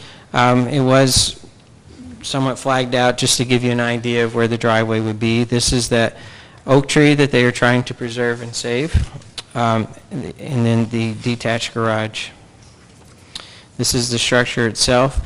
There was, at one point, an apartment on the top of this garage, and there is no non-conforming certificate on file for that, so that would have been an illegal use, which has lost its, if it had a non-conforming certificate, it would have lost it anyway because the property's been vacant. But the property owners have stated in their letter that they do not intend to use it as a residence, so that is not part of the request. The request is just to keep the structure as is in the side yard area. In that area, the second floor will be used for storage. Just again, another picture of coming in the existing, they would keep this driveway, the garage, and then the front of the home. The new home would be built where the old one is now. Just a rear view of that garage. And just other site photos of the property. So staff's findings was that the variance is not substantial. Again, the detached garage was built, we think, in 1958 according to the auditor, although there is some conflicting information with the total acreage. Because of the property being extra large, it's over an acre in this street. Let me go back to the site map. This was referenced several times in our staff report, and I just wanted to make sure you were clear what we were trying to say. Most of the homes on the street are all set back about 30 feet, a little over 30 feet, which is the minimum setback in that C zoning district. This lot itself is oversized for that particular street. It was probably one of the original homes on that street. This garage sits behind all of these homes that front on Orchard, so if any of these homes were to build a detached garage, they would all be sitting, actually probably in front of the existing detached garage. So that's why staff feels that it's not substantial to keep the garage where it is. It is somewhat been a staple in that neighborhood, and as far as the property owner's predicament, because they are tearing down the original house and building a new house, in order for this to be compliant, the garage would need to be moved behind the plane of the house, which may be financially unfeasible and unnecessary. So that's the staff report. I'll be happy to answer any questions. The other, again, I think we pointed out many times, the tree and just the potential for a septic system. They are trying to, all of the homes on Orchard are served by septic. There is no sewer on Orchard. It's one of those outlier streets, and it's in the middle of the township, but it's not served by sewer. So they are trying to find alternate means to get sewer, but if that falls through, then a septic system would be necessary. So I'd be happy to answer any questions. And that septic system would be in the front yard, not in the rear. The applicant submitted, they had someone give advice that that would be the best location. Questions of staff? I do have one, Paul. The suggested conditions, number 3, that approval should be contingent on the construction of a single-family home. Correct. Why? If, for some reason, a variance was granted, the house was demolished, and no other structure was built, then we would be left with a detached structure, an accessory structure without a principal structure. And it'd be tough to manage by itself, is that what you're saying? Correct. Yeah. It wouldn't be a permitted, accessory structures aren't permitted on properties by themselves without the principal structure. Okay. So it's really just the cart before the horse, but this is one of those situations that variance is needed before they can proceed. Okay, thank you. Would the applicant please come forward and present their case? Hello, and thanks for giving us the opportunity to speak with you tonight. My name is Scott Fenn. We currently have purchased a property, 6034 Orchard Drive. Although we are not currently living there, we are living remotely in a camper down by the river in Claremont County, dedicated campsite. So we're eager to start construction as quickly as we can. I'll let my wife introduce herself. I'm Carrie Fenn. So we are asking for a variance in order to keep the accessory structure, mainly to avoid a cost and use an existing building that's currently located on the property that has been there, per the auditor's website, since 1958. We do plan on building a new home. We are using Schumacher Homes, who has their model homes located down in Milford. They have been out, approved the site. We're under contract with them to build a home, and we do plan on moving forward with construction of a home on the property. We're going to start on the front left-hand corner of the house, excluding the carport and front porch there. One of the reasons that was mentioned of not moving the house further forward is the potential of a septic system. If you notice on the survey that you see, there is a property to the east where you are going to see outlined a easement that we have officially been granted from the neighboring owners, Jim and Jenny Thomas. The easement has been recorded with Metropolitan Sewer District and Hamilton County Recorder's Office. So at this time, we believe that we're going to be able to avoid putting in a septic system in Anderson Township and do plan on being on the sewer system. So that is one reason that at the time of application was a concern of ours. We believe that we have satisfied that. We are in the application process of getting a permit for the sewer system. Plum Tech Services is the plumber coordinating and has applied for those permits. So there is a chance that we won't have a permit granted for that and may need a septic system.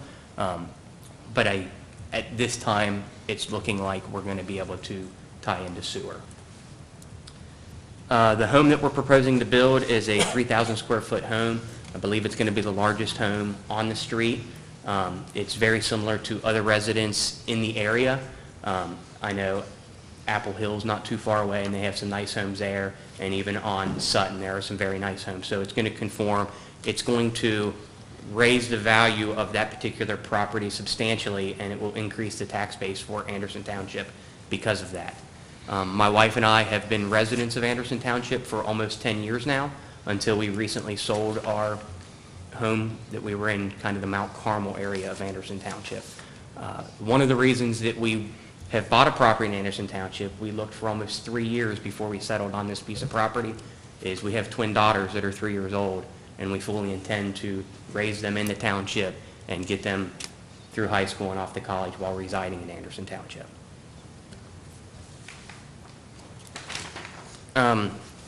To mirror what Paul had mentioned, there are some things that we believe shouldn't be a big deal to the board. The garage has been there for a number of years. It's offset behind most of the other properties. It's actually borders the backyard of another property that's off of Glade that happens to be the city of Cincinnati. We don't plan on using it as a residence up there. It's just going to be storage at this time.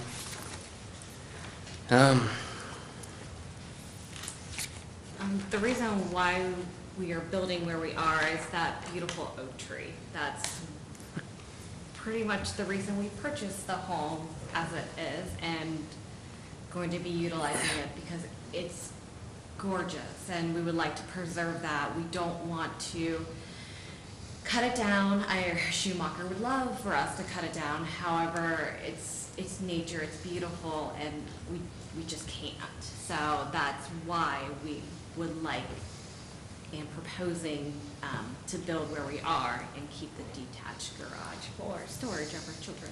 Prior to the closing of the purchase, we met with who's going to be our builder, and he asked us if we're going to remove that tree or not. And I told him, absolutely not. And he's like, man, we'd really like it if you took it down.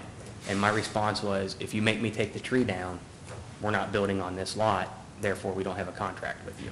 So it hinged on that tree. And I know Anderson Township puts an emphasis on green space, on nature. That would probably save one of the oldest, if not the oldest tree in Anderson Township. Definitely the largest tree I've ever seen in Anderson Township. And I think that covers all the points I was wanting to make. Questions of the appellant? I do have a question.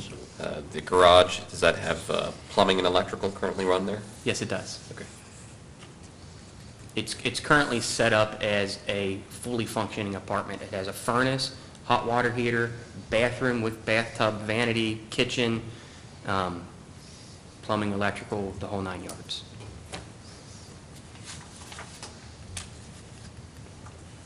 Other questions? None from me. And you are satisfied as if we condition the garage that the second story is not going to be used as a residence? At this time, that's our full intention. We don't plan on using it as living space at this time. Future use down the line, both of her parents are still alive. I have my mother that's still alive. It may be a future use case of a mother-in-law suite or using it for our children when they're in college or something. We're not asking for that at this time, and if we do intend to use it beyond storage, we would come back to the board with another proposal before we would ever use it as living space. Good, thank you. Yep. I do have a question. The sewer, the potential septic system in the front yard has pretty much been removed. And I can see that you definitely want to keep that oak tree. I'm right with you there. As I toured the property, I could see it immediately.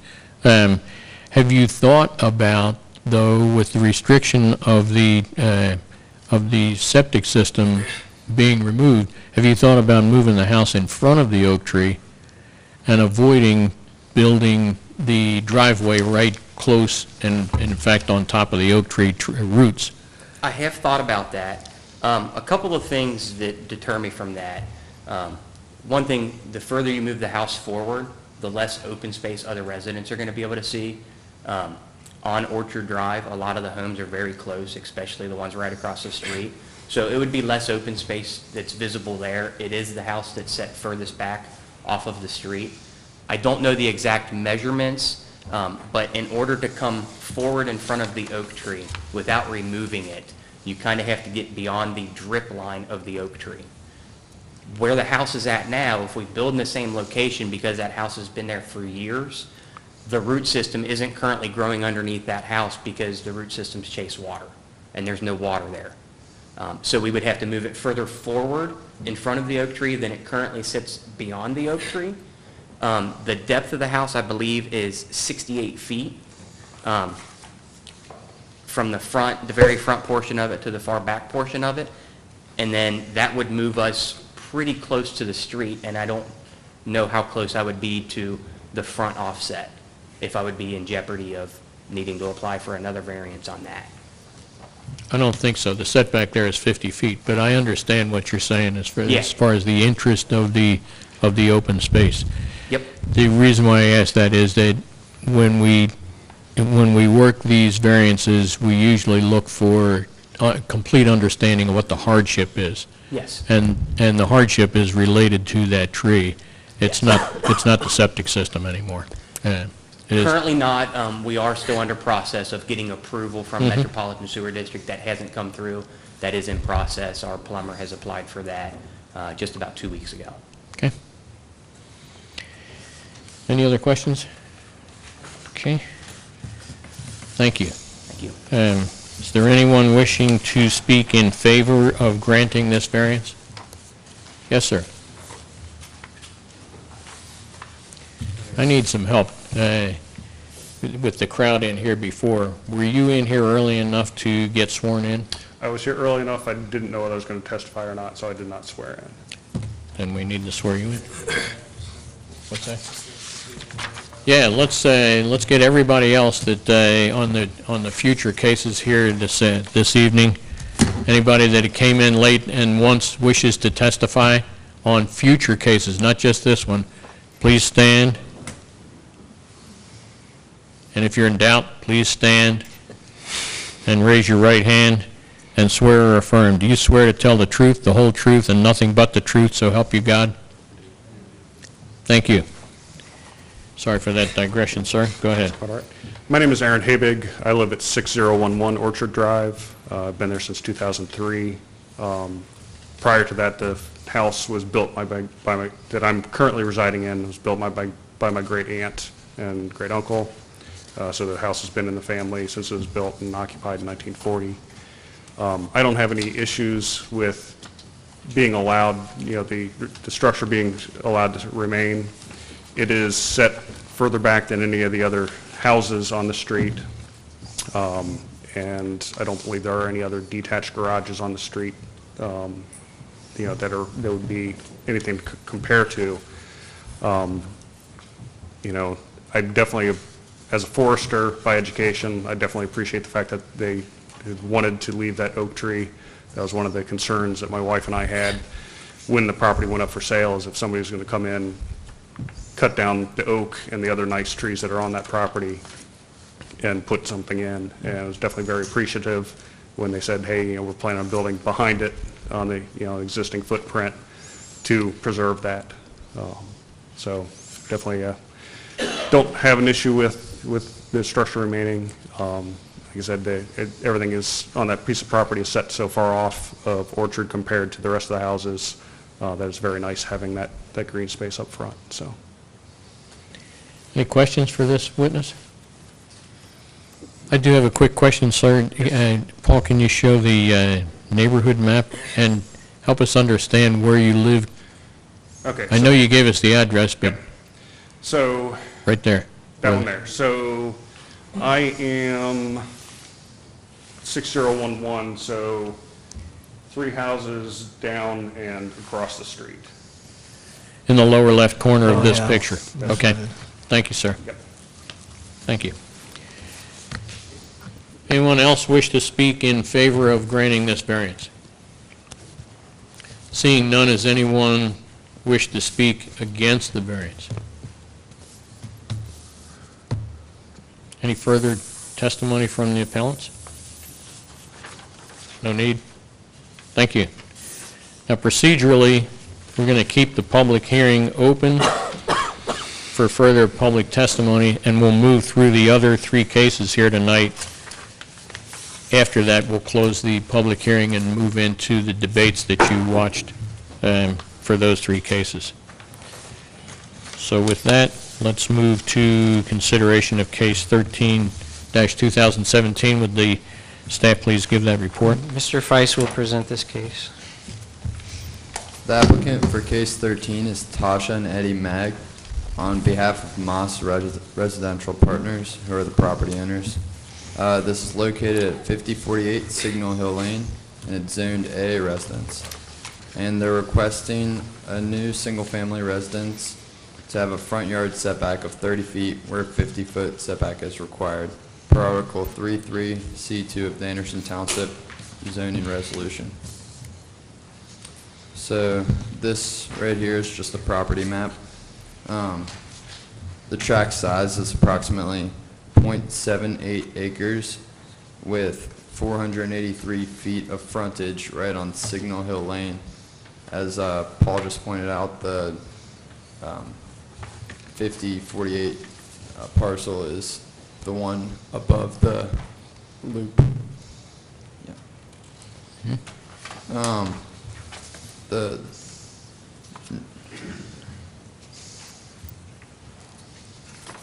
So the surrounding area, everything is zoned A, residence, single family, and there's a steep grade to the left, or a downward slope towards the west side of the property. And currently, the 4850 residence is vacant land. So, a little history about Lot 13, which is the site in question. Signal Hill has had numerous variances through the years, shown in the staff report. There's 5066 Signal Hill, which was a front yard setback, and 2715 Skytop Lane, which was a front yard variance of 31 feet as well. There's also 5073 Signal Hill and subdivision entry walls. But a case that was not mentioned in the staff report that was approved by the BZA in 2014 is case 1, 2014. That was actually a side yard setback, and we'll talk a little bit more about this later, but that was at 5043 Signal Hill, which is directly across the almost directly across the street from the site in question, above the existing 50-foot retaining wall. So this is just a site plan pretty much. The request, the 30-foot request, or setback, would only be a suitable, or staff believes the 30-foot request would only be the only suitable building method, because the 50-foot setback would place the elevation of the house actually 6 feet lower, and that could be a potential problem that could lead to wider footings, which results in overall costlier, less stable result of the house. Also, the essential character of the house will not be altered because there will be no homes across the street, as there is a 50-foot retaining wall. Once again, this shows the property to the north has a 15-foot setback.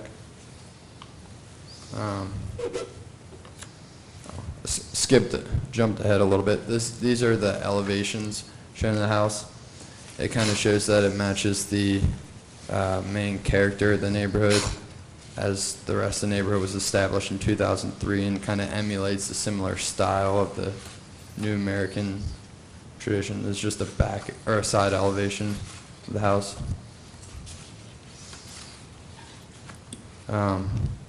These are some site photos that right there is looking north towards the adjacent house, showing the kind of steepness of the property. This right here shows the 50-foot retaining wall across the street and kind of gives a buffer to the houses shown directly across the street. I believe the one, that middle house there shown in this photo is the Case 1 2014 at 5043 Signal Hill that had a variance approved. This is just more the west side of the property, kind of where it gets extremely steep. More of the west side vegetation. And this is the existing road on Signal Hill, also shown it's quite steep. And back to where I was before. Staff is of the opinion that the question may not yield a reasonable return. Once again, I stated the 30-foot setback would only be the suitable way of building because at 50 feet, the elevation of the back of the house would be 6 feet lower than if it were to be built on the 30-foot proposed. The applicant believes, once again, that would be an issue because the lower grade would make the pairings go deeper and potentially require wider footings in order to reach bedrock, which results in a costlier or less stable development.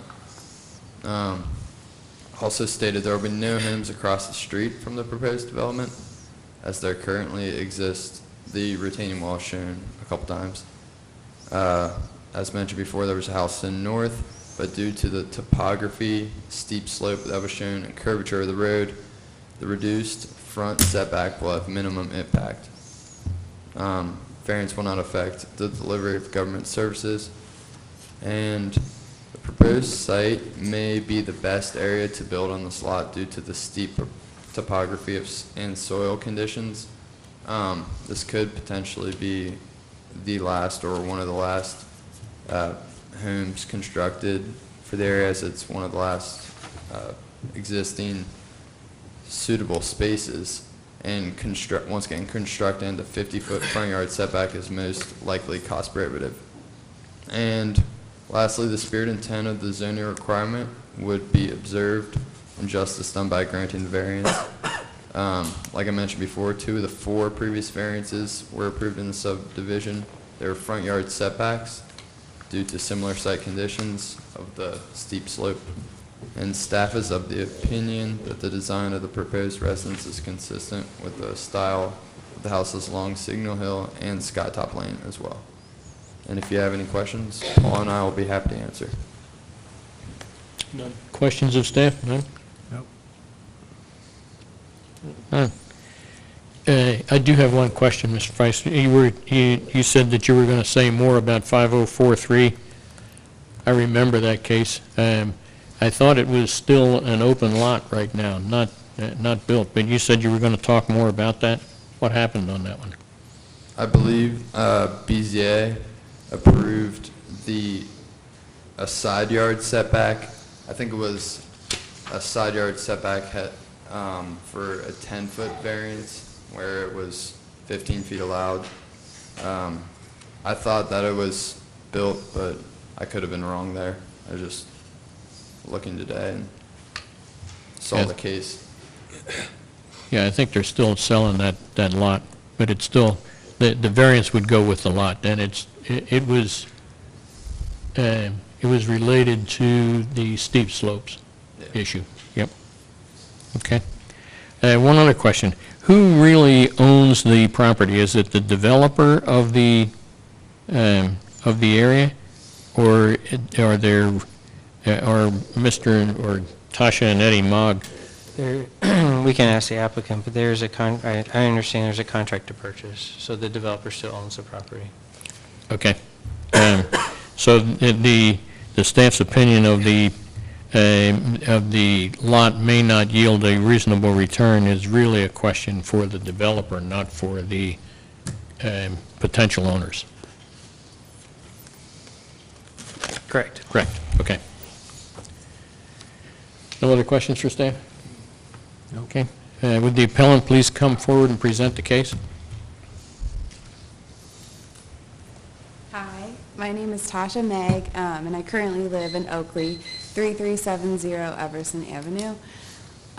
So a little backstory about my husband and I. I'm from the west side and he's from the east side, so we've struggled with where we were going to live eventually. We actually were in contract on the west side, and this is still a sore subject. He backed out.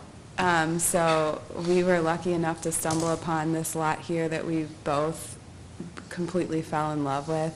It wasn't even on the market, and I tracked down J.R. Anderson, who owns Anderson Realty in Mass, whatever it is that it's called. And they almost like forgot that they still own these lots, because these are the last ones left in the development. They're the hardest to build on. This lot has been a struggle, to say the least. And currently, like, there's an active landslide going on. That's how steep the hill is. So we're gonna have to get it totally, like, fixed. And but that's okay. That's something we can do. Something we can't do is build a house on this steep hill. So this is kind of the last thing on our checklist to get done and to figure out, is to get this variance. And then we will go ahead and close on this lot and hopefully live there forever and be Anderson Township residents. Oh, and the other thing is, my dad is here. He teaches civil engineering, so he kind of has been helping us with all of this. So he would also like to stand up and present. Or do you guys have any questions? Yeah, do we have any questions? No. We certainly want to avoid the marriage counseling issues. Yes, please. Okay, thank you, ma'am. Thank you. Hi, my name is John Butterworth. I'm Tasha's father. Did we swear you in? Yeah, I You was did? here Okay, early. thank you. I live at 779 Stonebridge Avenue, Cincinnati, Ohio, which is in the west side. And I taught and directed the construction management program at Cincinnati State for 30-plus years, have designed homes and built homes as well, and have a consulting firm. Currently, I'm retired from Cincinnati State. If we could go back maybe to the topographic map, one of the earlier slides. Keep going if you don't mind, right there. If you look at the lot, you see that sort of in that, I guess I'll call the upper portion near the other house is about the only potential place to build on that lot. There is hill slippage along the road as you come up the road that will be mitigated. Currently, the house has been laid out and staked out, and even with a 30-foot setback, if kind of using this lectern here, if this is the bottom of the footing, in the back left corner of the house, the footing is actually about 1.5 feet out of the ground, which means the foundation, and this is at the 30-foot setback, will have to be extended that 18 inches plus 30 inches to get below grade. So we're looking at a 4-foot extension already at the 30-foot setback. If you go, and not just us, but if anyone wants to build the house with a 50-foot setback, based on the house that is currently proposed, that 18 inches becomes 6 foot. So then you add 30 inches to that. So now instead of extending down 48 inches, you literally will have to extend the foundation 10 foot down just to get it, below grade, according to the building code. So, and right now, at the 30-foot setback, there's probably in this back corner, maybe 10 to 20 foot on each side that will have to be extended already. So again, imagine that house 6 foot further out of further back. Instead of here, it's back here. So now you've got a foundation, honestly, probably adding, and I build homes and estimate probably close to $100,000 just to the foundation if you put it back that far. So again, while the developer in essence is the one who, and we have permission of course to be here, I can't imagine any home being built that at least matches the type of homes in that subdivision at a 50-foot setback. And then, and I think you did, here and articulated very well that really the only home that's affected is the one next door. Because across the street you got the 50-foot wall, and there in essence is no side yard or backyard because nothing will be built there. So anyway, I guess that's probably the main focus of what I wanted to say. Any questions? So you're going to be right on the edge? Well, by the look of it, that'd be right on the edge. Yeah, and hopefully no further than 30 foot from the front of the street, yeah, because it falls significantly after that. The other thing is maybe worth mentioning, the bedrock is only about 1.5 feet below the surface on that flat area. In the bedrock, there's something called a blow count, which is actually what tells you what the bearing capacity is. A blow count of 50, and that's in the information, gives you a bearing capacity on the bedrock that is, certainly good enough for a house, even a small building. The further you go, the bedrock is 8 foot down. So even the 6 foot that is slipping out, the further you go, you got to go even deeper for the bedrock, and I haven't even considered that in my calculations. And because it's along the back where we drilled 5 different places, and then along that area it's 8 foot from the surface, and then the blow count's only 30, so it's even at half the bearing capacity. So it seems rather obvious that there's really only one place for any kind of house on there, and it's 30 foot back. The other slide, I think, represented well the fact that it didn't appear like it was sticking way out. If you might want to, if you don't mind going, and I'm almost done, you're right there. That is drawn to scale, and to me that almost looks like it's at the same setback as the house next door, even though it truly isn't. The front corner of that house that's closest to this one is exactly 50 foot out of 50-foot setback because we measured it. But I mean, in my opinion, appearance-wise, it doesn't even look almost that it's that different. Okay. With the building of that house being proposed, would that have, in your opinion, would it affect the house next door in terms of disrupting their foundation, shifting soils around? No, not at all. Only because, first of all, because we're 15, we're 30 foot away. But when you're talking about digging into bedrock, there's just no way that would be disturbed. I mean, any house built there has to be on bedrock. That's a neighborhood, I don't know if you're familiar with it, that has a few slippage issues, and you have to be on actually good bedrock and maybe even tied into it where keyed into it, which means you actually cut into the bedrock a little bit and anchor your footings. So instead of being flat on the bedrock, they're actually anchored in where they're pushing up against it. And that house will never go anywhere if you do that. We've had George Webb, who's maybe the preeminent soil engineer in the city, in this area, who works for Terracon, who's a personal friend. He's done some analysis with myself, and so, it's my daughter's house. I'm not about to let a house slip off the edge of a hill. So we know it's going to be good from that point of view, but 50 foot back, it just wouldn't happen, not just with her, but probably anyone. Any other questions? Thanks for your time. Thank you, sir. Appreciate it. Does anyone wish to speak in favor of granting this variance? Seeing none, does anyone wish to speak against the variance? Yes, sir? I'm not sure I'm speaking against the variance, but my name's Jay Brinker. I live at 5096 Signal Hill. I was the 4th resident on the new development back in 2003, so we've been up there for 14 years. I've testified before on a variance matter about 10 years ago, and what I said then still applies today. And one of the conditions for granting a variance is that the owner of the property can get a variance if there is no other economically viable way to develop the property. What we've had on Signal Hill for 16 years since it was platted out is we have had too many lots platted in too small of an area, and which makes building difficulty. You'll see that on this lot right here. You're going to see it come down the pike sometime in the next year when 2 lots on Skytop Lane are built, where the lot drops off after about 20 feet. At some point, the developer has to be responsibility for their own decisions to cram too many lots into a neighborhood.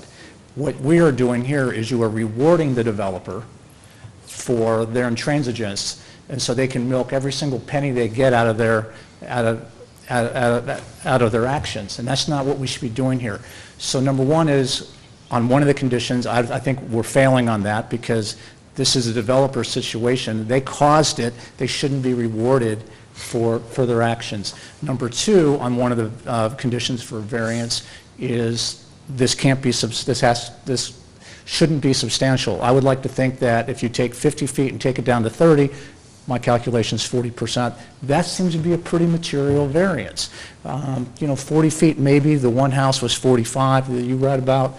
That's not material. 20 feet seems material. Thirdly, is that I think that this will change the character of the house, and what you don't know about our neighborhood is we have part of the homeowners association is that we're not supposed to have front entry garages. And as I look at the plan on that house, I see a front entry garage. Not only do I see a front entry garage, which would be the only house with a true front entry garage in the newer part of the development, that garage is at the 30-foot mark.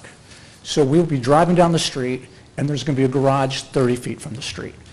The rest, also with respect to changing the neighborhood, 30 feet in, everything else, as you saw in the pictures across the street, are way up on a hill.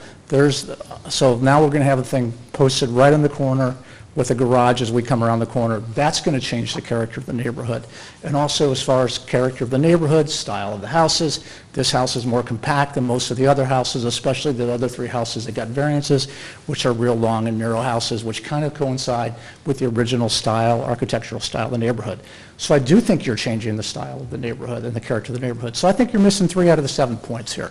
And I don't want to be the guy crapping on some young couple's dreams of living in Anderson Township after they've compromised on the west side and the east side and all that. I'd love to have them in Anderson Township. I'd like to have them for neighbors. I don't want a garage 30 feet, a front-facing garage 30 feet from the street, which violates 2 parts of what we're dealing with. Covenant, restrictive, or the homeowners association, and the zoning requirement. Questions for this witness? So you take no stand as to whether or not you are either for or against this variance request? I'm just bringing that information to the commission, to the board. You have an HOA? We do. Loosely formed. Okay, is there an approval process within that HOA regarding new? Right now, the approval process is only being done by the developer. So the developer is probably willing to rubber stamp a front entry garage just so they can sell the lot after having sat on it for 16 years. It's not. Do you have a written set of covenants? We have, I don't know if we have covenants or not. I'm thinking it's just in the homeowners association. But that was always my understanding when I built my house 14 years ago, side entry garage. Yeah, do you have a published set of something? We do have, and I did not bring it, we do have a homeowner's bylaws and declarations from about 12 years ago. And in it, does it say that there are no front entry garages? I'm not going to say that with 100% certainty. I'll say that with about 95% certainty. Okay, thank you. You're welcome, thank you. Other questions? Hold on, sir. No other questions? So 5073, is that close by you? Which one was that? 5073 is Signal Hill. They have a side yard of 13. I think that's Bob Jones's house. That's 4 down and 1 and across the street. Okay. 5066, that's 4 down around the corner. It's right up around the corner from this one. That's it for me. Thank you. I have a question, sir. The HOA, is it an active association, or was No, there?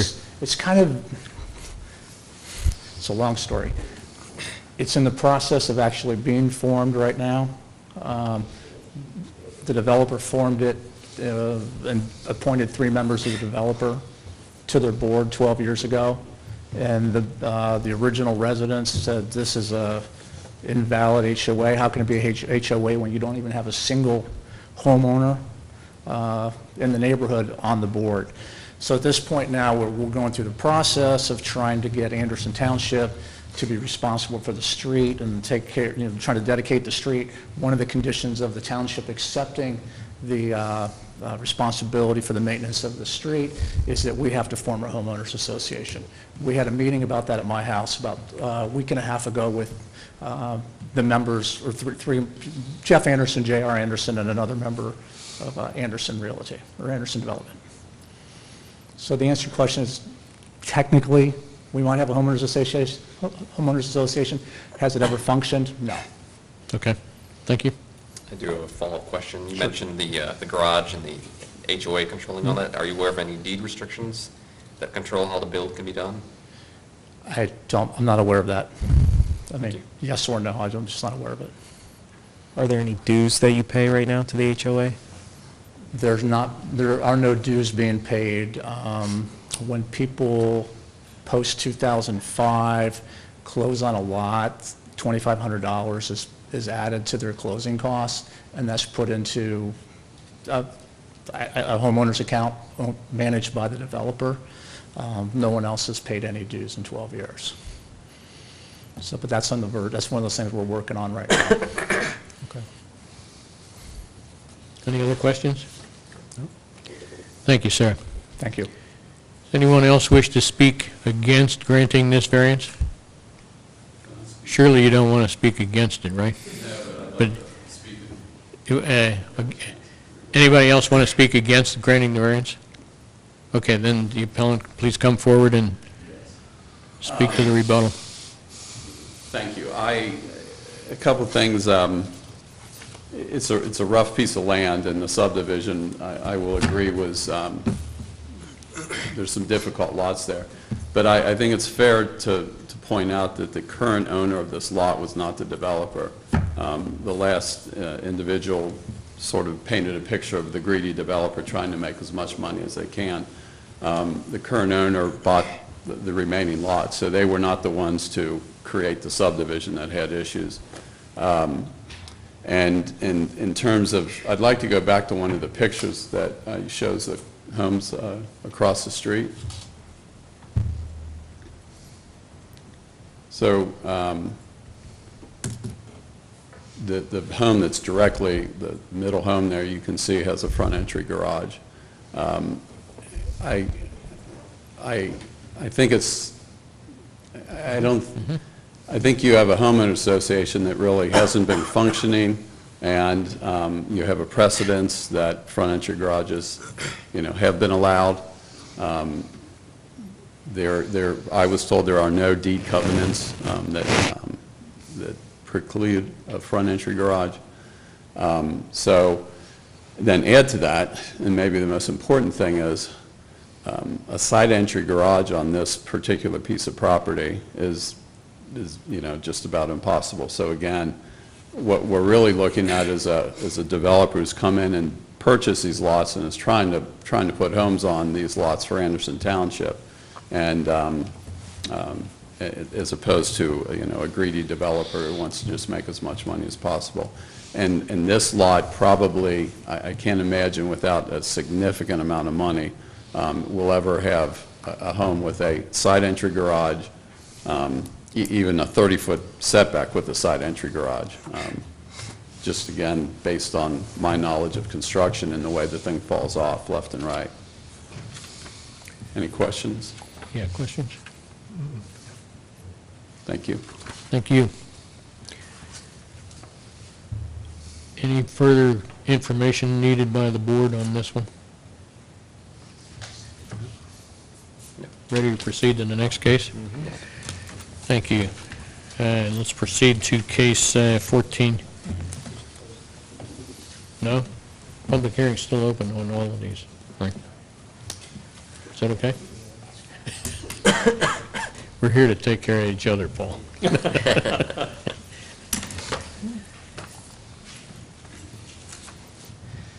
Okay, this is case number 14, 2017 BZA. The applicant is Michael Wentz of Wentz Design on behalf of Scott and Debbie Eckert, who are the property owners. Location is at 211 5 Mile Road, and the zoning there, the front portion of the lot is zoned E retail, and the rear portion where the home is going is zoned A residence. The request is a height variance to build a single-family home at a height of 39 feet 6 inches, where the maximum permitted height is 35 feet. This is per Article 3.3C1 of the zoning resolution. The site is, excuse me, 1.43 acres with 21 feet of frontage on 5 Mile Road. Again, we're dealing with topography on this site as well. This is a steep site. It increases in grade from south to north, and currently it is a vacant single-family lot. This is the aerial of the site, which again is partially wooded. There are two other lots above this. This is a drive to a single-family home that's built on top of the hill. There's a vacant lot between that house and this proposed lot. Excuse me. This is the topography of the site in question. As you can see, it's very steep. This is one of the site plans, but this one's actually a little bit closer. So the building window is shown on this as a front yard facing 5 Mile Road, a rear yard facing the opposite direction, and then both the north and the south would be considered side yard areas. So this was the building window created for this lot. The drive would come just below the other drive and swing around to the back of the home. So the back of the home actually faces to the north.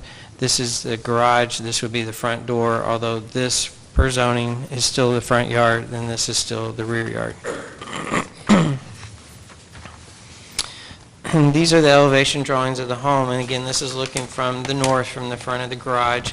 So from this viewpoint, the height is 35 feet. But height is determined by using the average grade of the house. So when we're looking at the side view of the house, which this is a good angle, we would take the average grade, which brings the home up to 39 feet 6 inches.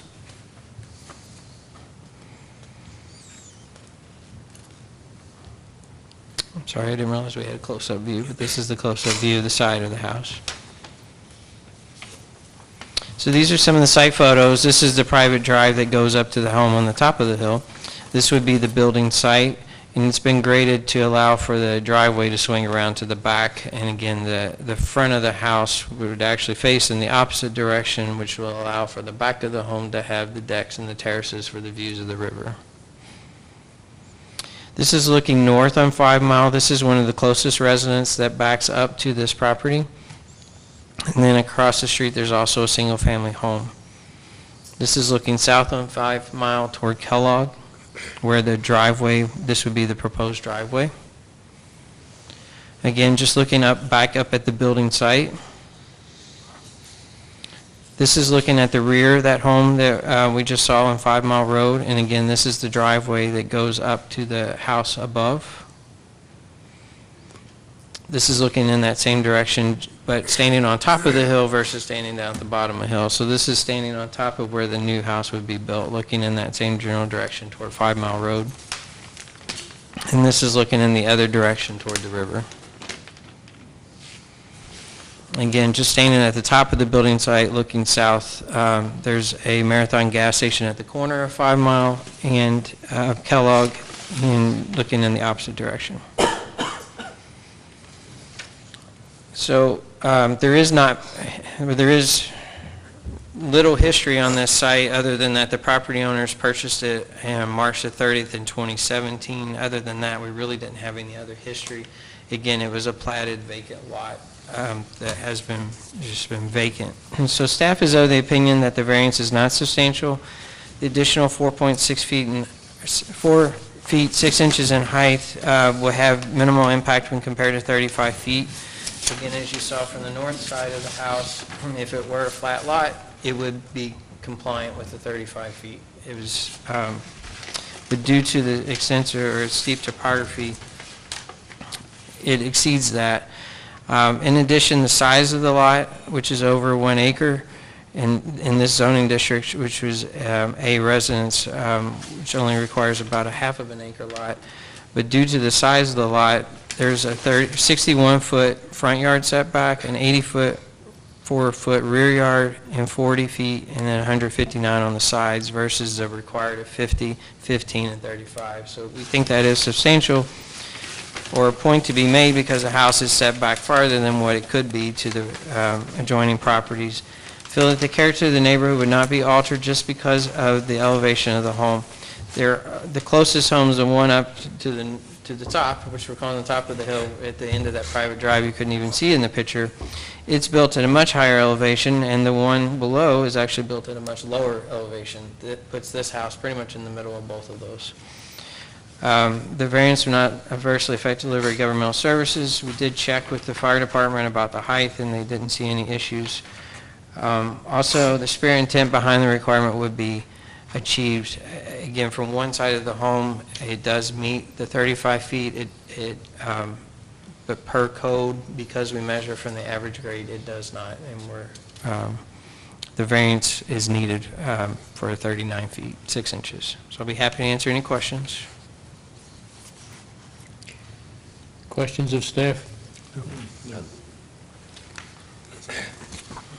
So I do have one, Paul. What we're really working with here is not a hardship of trying to reduce the height of the house by 4.5 feet. We're really working with the technicality of the slope of the topography surrounding the house. Well, I think both. I think the applicants will say that because of the style of the home they're proposing, there is a hardship to lower to the 35. So I can hear that. I think you can hear that from the applicant. Okay. But it is coupled with that, though, there is a technicality of the way that the rapidly sloping lot is causing the issue. Yes. Okay. Would the appellant please come forward and present their case?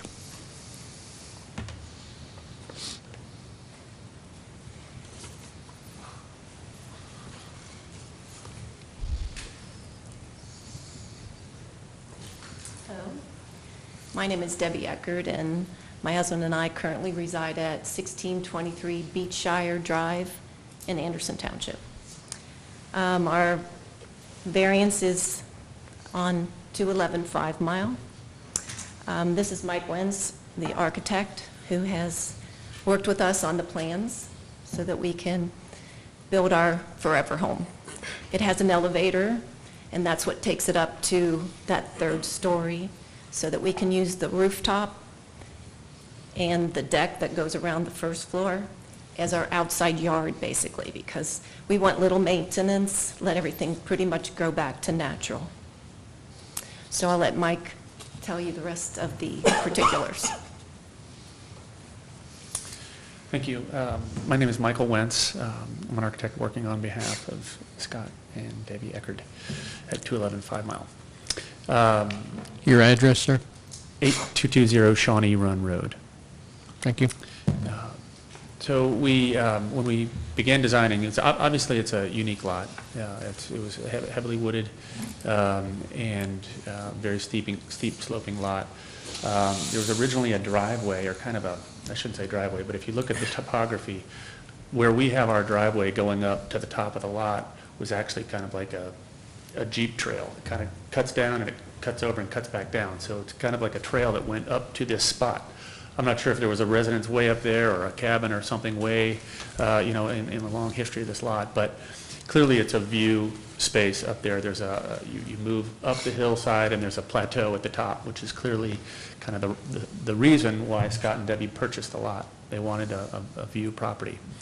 So when we began designing, we knew there was a 35-foot height limit. So we began designing with the front of this house in mind, and we paid particular attention to keeping the house and the structure as tight as possible so that we could maintain that 35-foot height limit and be within that. As you can see, the side elevation, because of the way the house is oriented, it's a flag lot. it does orient, you know, the way the zoning code is written, the 5-mile frontage, which is 25 feet or 20 feet approximately, that's considered the front yard, when really it's a flag lot. It's a lot behind a lot.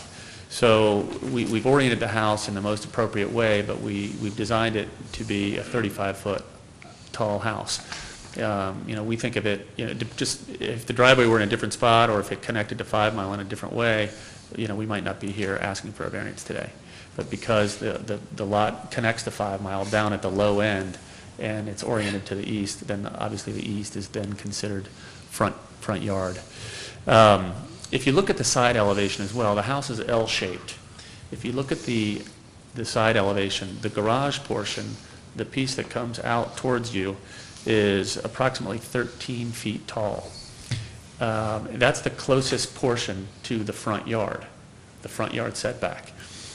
The tall portion of the house sits 35 feet behind that. So the tallest portion of the house sits well behind the front yard setback. In other words, the tall portion of the house is sitting much further back than it could be per zone, per the setbacks. And the tallest portion of the house is less than a third of the overall footprint of the home. If you look at the floor plans and the elevations, you can see that the tallest portion is just a small portion at the middle portion of the L-shaped plan of the house. I think some of the pictures were very telling that Paul had on the plan. As you enter up the drive, it's very heavily wooded right there on the right-hand side.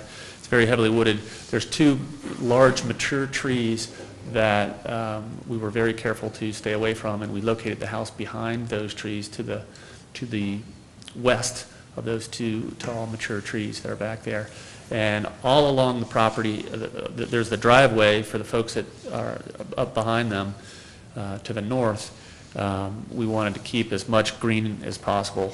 The Eckards want as much privacy as possible, just like most of the folks in that area want as much privacy as possible. So the goal is to maintain that green edge along the property. And after the home is built, they do plan on extensive landscaping around the house as well, but they want to maintain those straight shot south river views to the river. I think that's about all I have. I think we were, you know, just because of the plateau up there and the way it does fall off, I think if you know, they did want a walkout basement, which is typically in the rear of the home, and the way this house is oriented, it's designed opposite the front door. It just happens to be the side yard, the way this house is adjoining 5 Mile Road. So again, if we were oriented, if the connection to 5 Mile were in a little bit of a different location, we wouldn't be asking for a variance today. Thank you. Any questions? No? Does anyone wish to speak in favor of granting this variance? Seeing none, does anyone wish to speak against granting this variance?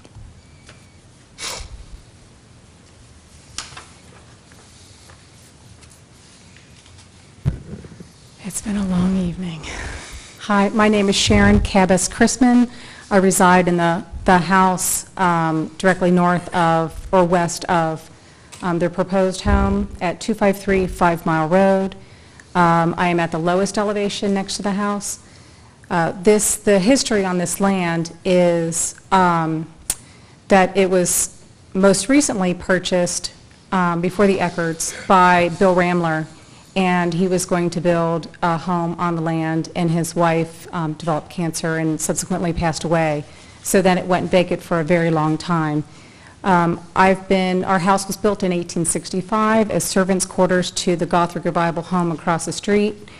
I've been living there for 22 years and have raised my children there.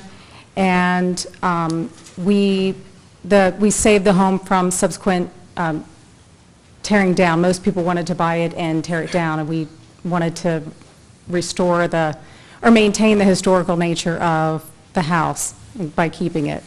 So while this Eckert home is a very cool design, very nice home, and there's been discussion on how much green space there is between this home and the house at the highest elevation at the top of the private drive. There's minimal green space between the home, and the elevation of the home looks over the only private area we have in our yard. So when it's not a substantial detriment to us, it's a substantial detriment to our own privacy in the way that we have enjoyed that home with our family.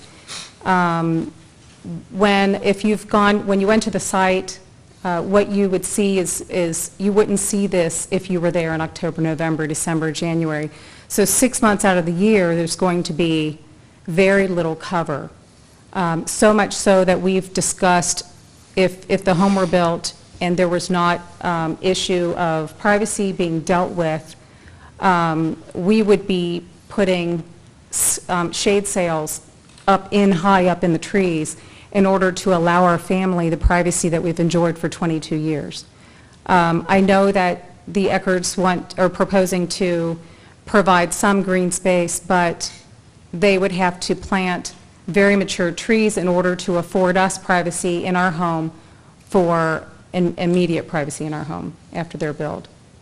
So I have no objection to the height, because I know that at that highest point, it is an elevator allowing them access to the other area. I do know in this style of home for river access, developing on the highest part there is strictly for river view. And I do know that these style homes, the intent is to have a rooftop deck. So there are banks of windows that directly overlook our backyard and where we spend our time. Along the frontage of 5 Mile Road, when I first bought the home, looking at the plot, it was in balls and chains, and we originally had owned out into the middle of 5 Mile Road. So we have we have no privacy in the front, we have no privacy to the left and right of our home. The only privacy we have is the rear. So if privacy could be somehow maintained, then we would be grateful. We're very excited to have neighbors, and we're excited that there's new growth. We love having new growth in the 5 Mile Valley. We're not opposed to that whatsoever. It's just the loss of privacy to our family. Thank you. Hold on, ma'am. Any questions of this? So is your house the next one up on the same side of the road? Yes. Okay. Yes. Is there a picture? No, I got it on my phone. I'm sorry, I didn't present a picture. Oh, no, is this a That's the picture? driveway going up to it. That's the driveway going to the Bergman residence, private residence at the highest elevation. We're in the post and beam cottage that is directly across from the horse pasture, the Gothic Revival. So next, it would be there we go. That's the house. So as you turn left from Kellogg, turn left at the Marathon Station, as you go up the hill to our home, as you actually go up the hill, you can see this home. And it was built as servants' quarters to the Gothic Revival where the pasture is in the front of that home. So your house is this one here, or we can't My see? house is that. That's your That house, is the okay. house. So the way the land is, the way the house is situated, if you can go back to the actual plot itself, the way the house is situated on the hill, if you can go where it shows the actual, like Google Earth photo of the house, our backyard is, there you go.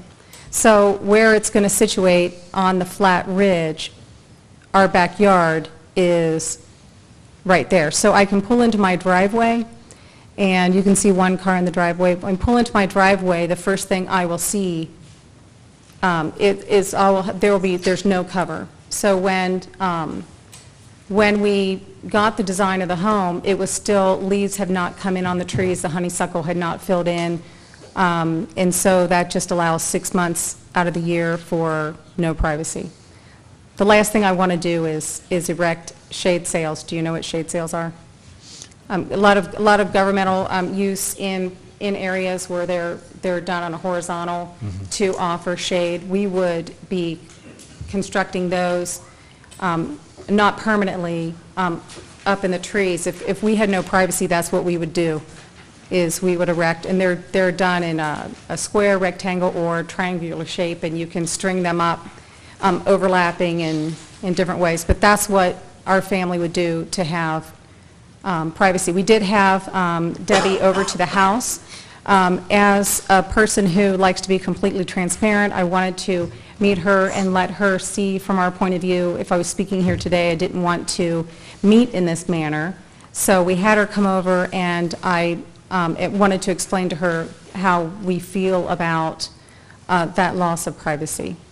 So I think there's no amount of, unless there's Insta-tree is used and trees that are of a very large nature are planted, it's going to take a long time for, say, a white pine to grow to provide. So on that east-facing side with the topography, there are banks of windows and deck railing, and so I know that this is right. Yeah, that one there.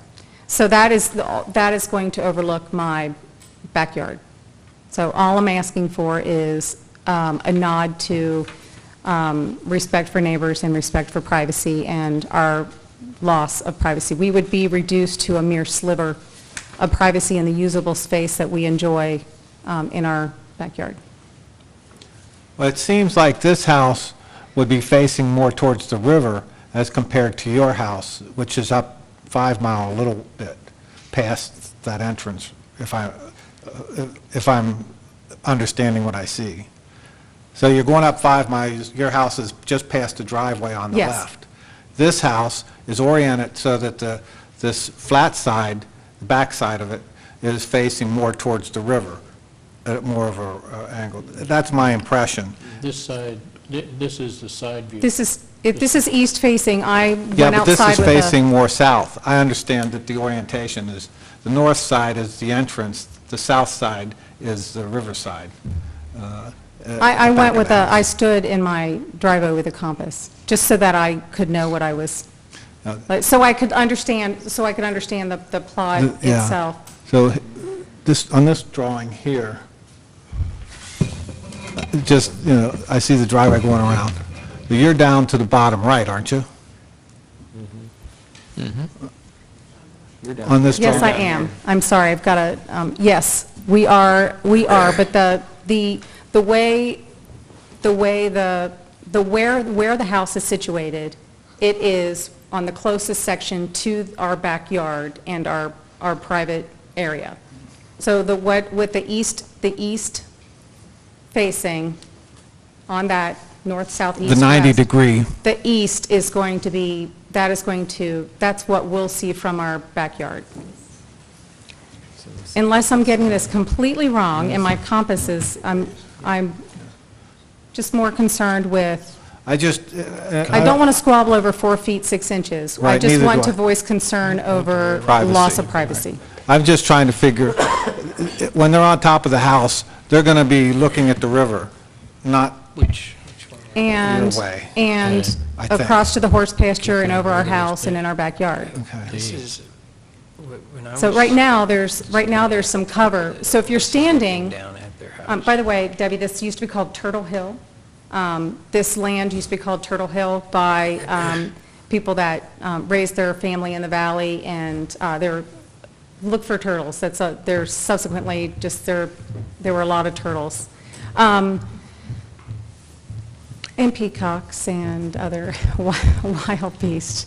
If you're standing on top of this flat area where the build will be, it is very tight build, so I understand why they want to go up. I love the river. I'm a boater. The reason we bought this house was because we love the river. We're always out in water, and I love the history of this sweet wine area. So if you're standing up on that plateau, it's different than being 35 feet on a patio deck. You know, there would be, the honeysuckle isn't going to cover enough. There's enough of a grade in our yard with our house low enough that the honeysuckle isn't going to cover enough. The trees are kind of sparse. It's not going to be enough privacy at that. Is this close to the view down towards your house? I believe it is. Yes.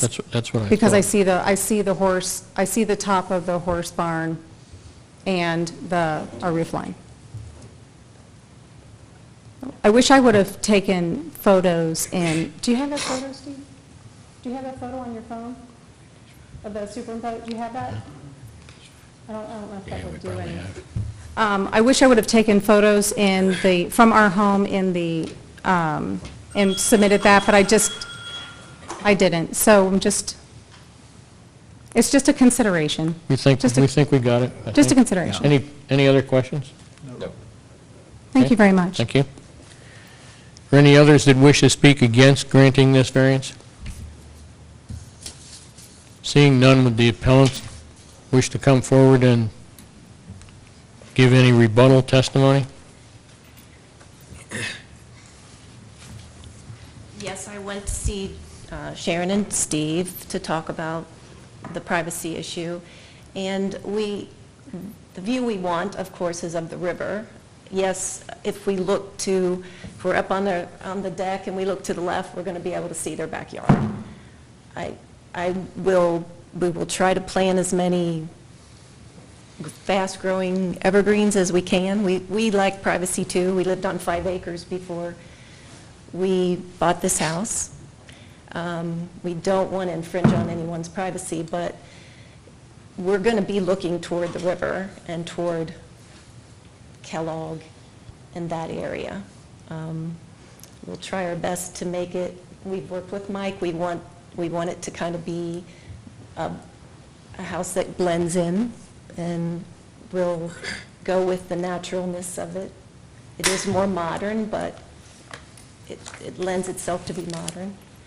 The front part of the house that faces the river is the deck part, so our focus will be that way. If we built a ranch up there, they're still going to have an issue with us looking over into their backyard. So change is hard for anyone. I understand that, and we'll do what we can. Questions?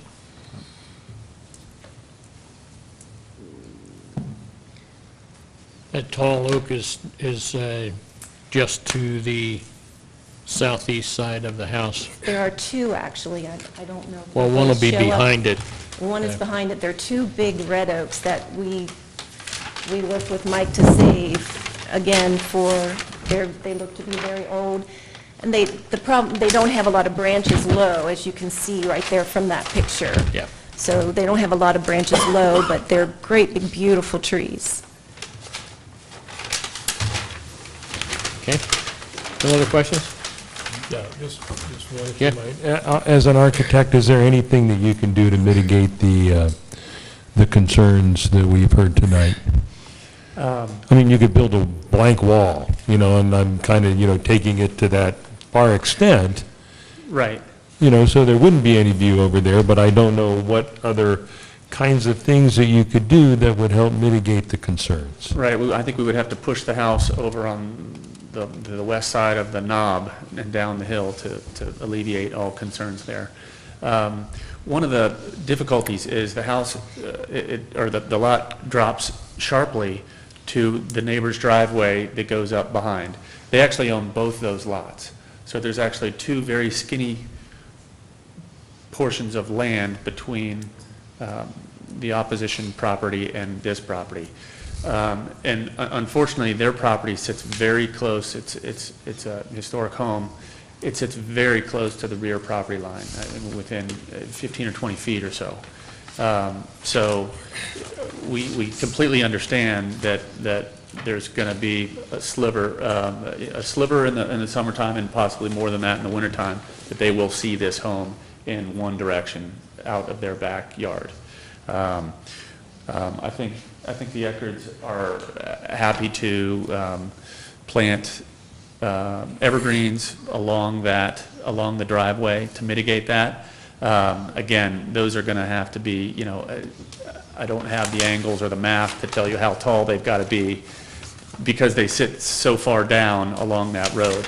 But again, we've done, we've pushed the house, we've designed that the tallest portion of the house is the furthest portion of the house away from their property. So we understand the concern, but short of planting evergreens, probably as close to their property as possible. But to do that, we might have to take down some of the honeysuckle and brush that's there now. So I think that the Eckards have said that they would be happy to work with the neighbors and to try to come up with the best possible landscape solution to, because again, I think they both value their privacy. Neither one really want to see the other house, and that's fair, certainly fair. So part of the mitigation may occur on property that is not owned by the appellant here. That's possible. That's possible. And they're willing to support that financially? Well, even as I talked to Sharon and Steve Chrisman, Steve was saying if they remove some of their honeysuckle and put some white pine fir on their property, that could, eliminate that. But, it's this little window that they have out in their backyard. If you took a 360 degree of their view, it's like 6.3% of their view that they see our house. So, it's just the nature of the beast. Well, I think the question, though, is are you willing to financially support the placement of evergreens there to block out that 6.3%, whatever that slice is? I guess that we would. Okay, thank you. You're welcome. Any other questions? Any other questions on? It's not a blank check, right? Yeah, I understand. Any other questions on any case, or are we ready to close the public hearing for tonight and debate the 3 remaining cases? No further questions, no further information? Does staff have any? Okay, the public hearing is now closed for the evening, and procedurally, the board will begin debating the 3 remaining cases. Again, you're welcome to stay and watch the debate, or you can go home and watch it on TV. Your choice. You're welcome to stay, though. Let's start with case 12-2017, the property on Orchard Drive. Who wants to start us off? I think they've satisfied all the issues that we had in the past, and I tend to feel comfortable with what they want to do. I don't think there's going to be any major parties, or I don't think it's the character of the type of people that belong to the country club, quite frankly. We're past that one. Oh, we are? Yeah, we're on number 12. Oh, Oh, I was talking about the wrong one. yeah, I was trying to catch up with you, too. I'm glad Mr. Sines saw where the deviation was. He could see that you were reading from the wrong sheet. Yeah. It's case 12-2017. Well, when you mentioned partying, too, I don't think the... Orchard Drive. Yeah. I don't have any issues with that Orchard Drive.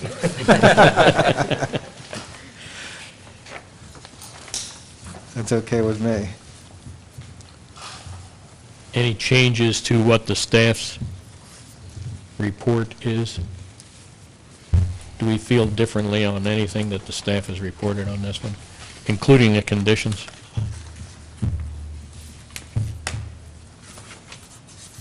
Even suggested condition 1 seems to have been met since they submitted a survey. Mm-hmm.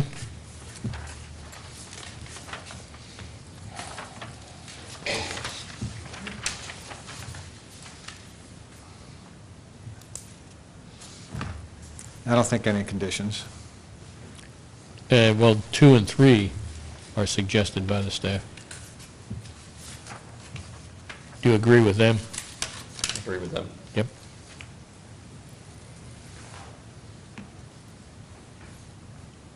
I agree with them, and it appears the appellants also agree with them. And that was important. The appellants did give their acceptance to those 2 conditions, yes. And if they wanted to change them, they know that they would come back to the board to change them. Yes. Mr. Nasilevich? I agree. You're okay? Okay. If we are all agreed, can I have a motion, please? I'll take a crack at it. In the matter of case number 12-2017 BZA, the request for variance to allow existing detached garage to remain in the side yard with demolition of the existing home and construction of a new single-family home where accessory structures are only permitted in the rear yard area per Article 5.2 A7. A variance is also needed for the side yard setback of 3 feet where at a height of 17 feet is required to be set back 5 feet from the property per Article 5.2 A7A. Where the staff is of the opinion that the variance is not substantial. The garage has been in existence since approximately 1958. It's at least 148 feet from the front property line. This property sits back, even the proposed house for this potential build sits further back than any other properties on Orchard Drive. The essential character of the neighborhood would not be substantially altered, and adjoining properties would not suffer a substantial detriment as a result of the variance. In fact, the opposite, they might realize an appreciation by having a higher value property in that area. The front of the new home is proposed to be constructed in approximately the same location as the existing home. And one of the primary goals for the appellants is to preserve a very old tree in their front yard. Property owner's predicament could be feasibly obviated through some other method than variance. However, this may create additional expense for removing the garage and rebuilding or removing a 200-year-old oak tree, which they had indicated preference not to do. The variance would not adversely affect the delivery of governmental services, and the appellant is attempting to get a sewer easement and get a sewer line run to the house, and if they're not able to, then they have the options for a septic system. The spirit and intent behind the zoning requirement would be observed and substantial justice be done by granting the variance. And as part of suggested conditions, based on staff recommendations, recommend that the second story of the garage shall not be used as a residence, and the approval be contingent on the construction of a single-family home.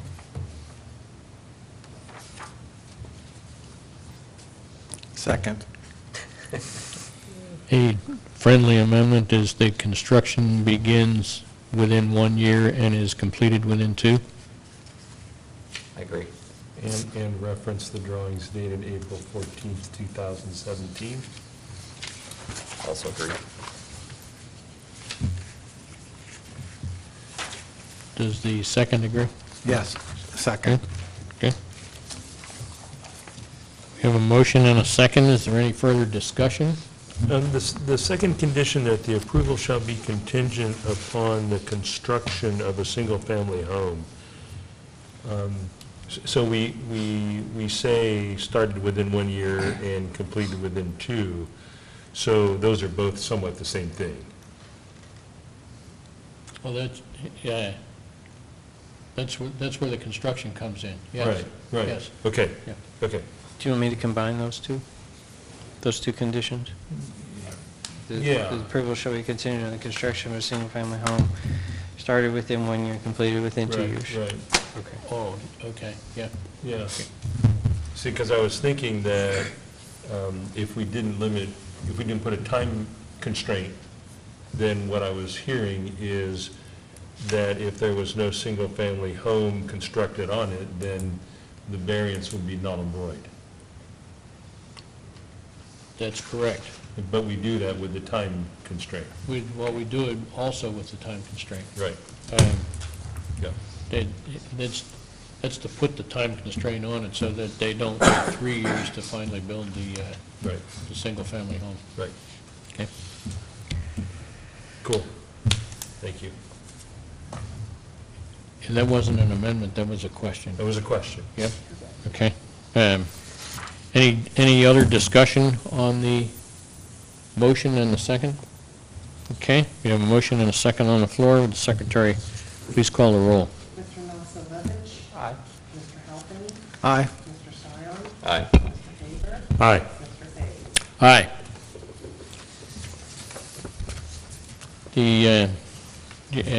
As the previous case, that does not complete our work, we're going to have to stay and actually write that proposal up, that variance up, and document it, so that, and then make a motion to put it into the journal of the variances that are granted in the township. You're welcome to stay as we do that as well, or you can leave, and we'll probably have that ready for you in the morning. Your call. You can stay or go. But we must stay and move on to the next case. Case 13-2017, the property on Signal Hill Lane. Who wants to start us off?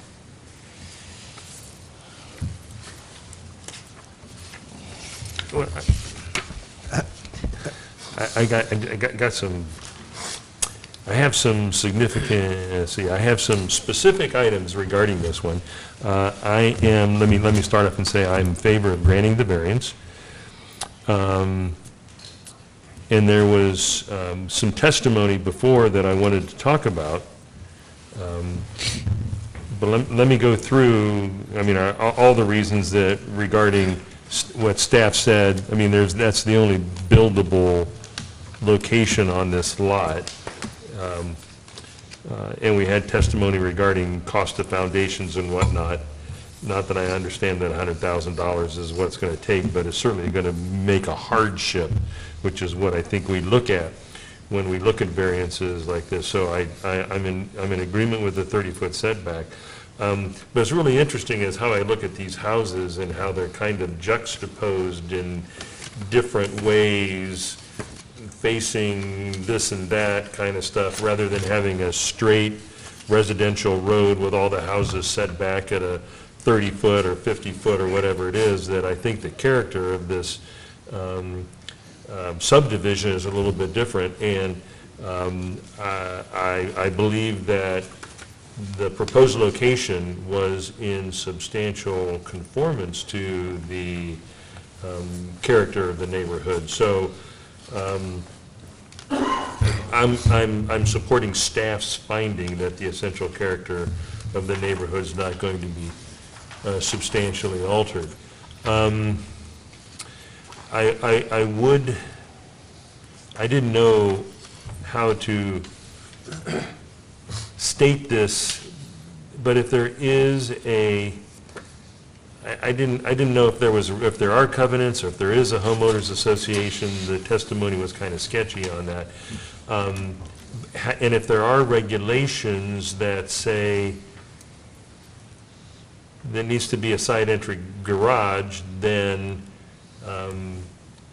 I think we could condition granting the variance that it be a side entry garage. I don't know that. So I think maybe a condition is that, and I don't know how to state this, that all rules and regulations be followed. And I'm trying to caution this based on the testimony that we had before.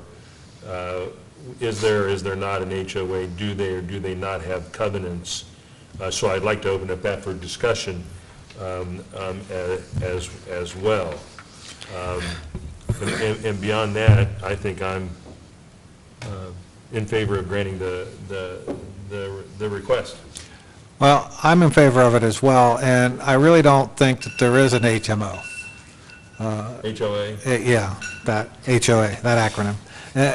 And the only reason I say that is because if I were coming to express an objection, I would bring appropriate documentation to support my objection. Good point. And in this particular case, I think this subdivision, if you call it a subdivision, was developed, and the housing was built based on the contour of the land. And I think that dictates how the housing is constructed. And builders, they have their issues, but the long and the short of it is if there's no neighborhood group involved, and it sounds like there is none, that I don't think that there's an organization there to deal with, quite honestly. Ultimately, I'd add to that too, if there is a neighborhood organization there, then their methods to deal with this is to take it to court. They would have to sue the developer, the potential buyer of that home in order to hash that out there. I don't think that's in front of us. We don't have any HOAs, we don't have any knowledge or evidence of any deed restrictions or covenants, as mentioned. And there was even pointed out, the appellant pointed out that there is a home with a front-facing garage too. So, I mean, that kind of points counter to anything that, that there is the rule on that. Good discussion. Yeah, thank you. Mr. Naslovich? I agree with everything that's been said. I don't think we're in the business of speculating on what the HOA is without having documentation. Yeah, part of the difficulties of this job is that I've got to wait until the end to offer my thoughts, but I was worried about the HOA piece of it, but the precedence, I mean, the complaint was also that's too much of a variance to change the setback from 50 to 30, but there's precedent for that already in this neighborhood. In the history number 2 of 2715 Skytop Lane is already a 31-foot setback. 30, 31 is almost unmeasurable. You almost can't find it. And there is precedent for the front entry garage, even though that front entry garage is further set back away from the road. I understand the aesthetics of that front entry garage is fairly close to the roadway, but it's only to people that are driving past it. Nobody else can see it. I was also concerned at the beginning of who owns this and who is making the profit on this one. Apparently the developer is so disinterested in this property that they even forgot that they had it for sale. And the only interested people is some people that I know we're not in the marriage counseling business, but they have really found a lot that they really want, and they want to come join us in Anderson Township. Why would we not go along with this in its entirety? So if we are all in favor of granting the variance, what are the conditions? Are there any? Not that I can see.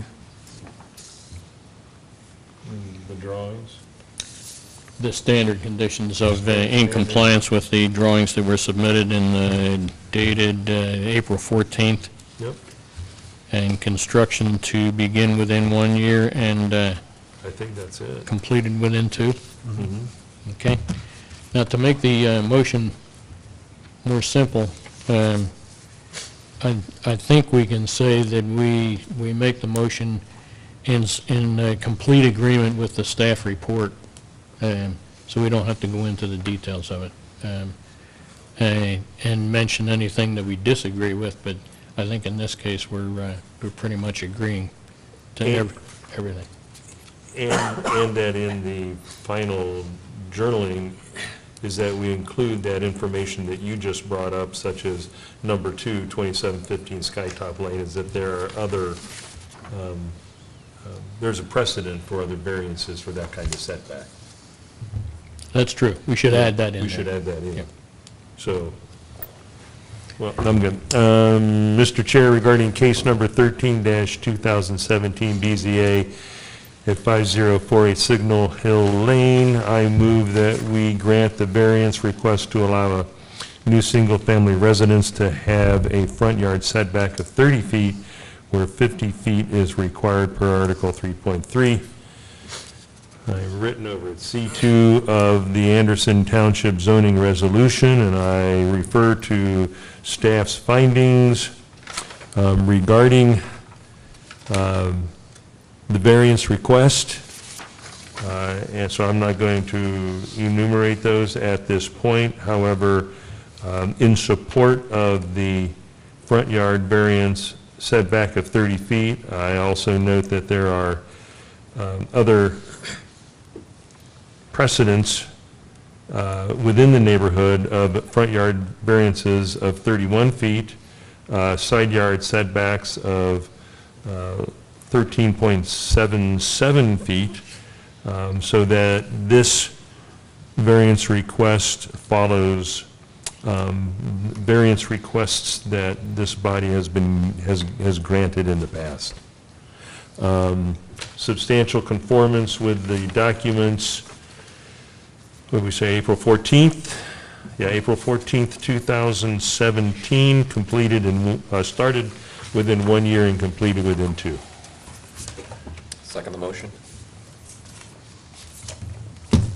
And we'll add in there the precedents for the front entry garage, too.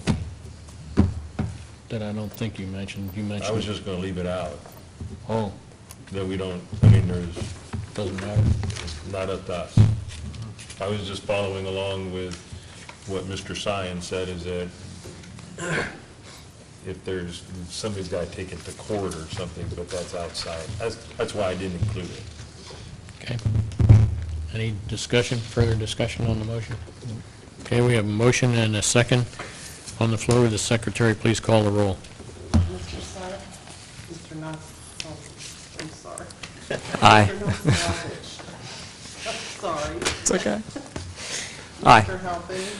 Aye. Mr. Sion? Aye. Mr. Haber? Aye. Mr. Hayes? Aye. Same process. We're going to move on to the third case and debate the third case, and we'll come back and document the cases later. Moving on to case number 14-2017, the 5 Mile Road property. I can start us off with this one. I am in favor of this, and it mainly comes down to, it's a topography issue, I think, no matter what house. And I think someone presented that no matter what house would go here, there would be sightline issues to the lower end of the property. And it sounds like the issue isn't even the height of the house, it's the location and the views overlooking the house. And I don't think that the design could change without extensive redesign and issues, and I think this is fine. I think, in my opinion, we would be hearing the same variance maybe from somebody else who would build a more of a spec type home. I agree. I think it's all about the lay of the land. That's what caused the variance requirement.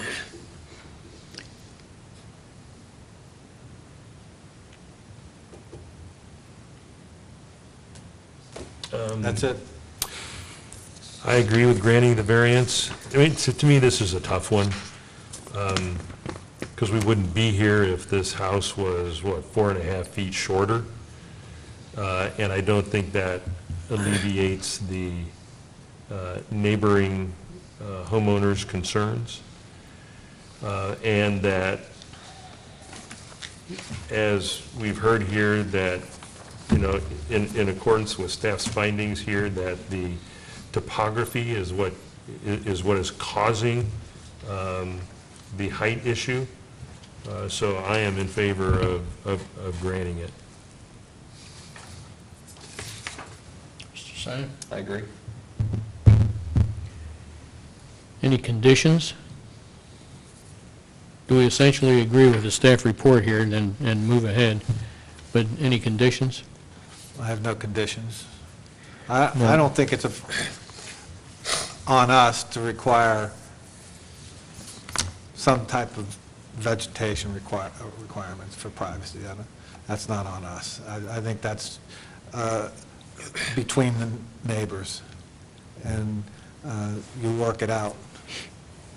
And for what it's worth, I agree that if anybody would have built on that house, you'd have that same problem, no matter whether it was in spec or not. So the privacy issue is a concern for the neighbors to work it out, in my opinion. So I don't think there should be any conditions.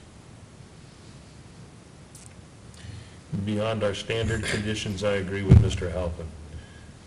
Again, if this house was 4.5 feet shorter, we wouldn't be here, and yet I think the privacy issues would still be a concern to the neighboring residents. So I wouldn't even condition it that they had to work it out. Standard conditions in accordance with the drawings and the time frame. I agree. Second. Oh, wait, was there a motion? No, not There yet. was no motion yet. Since you started us off, John.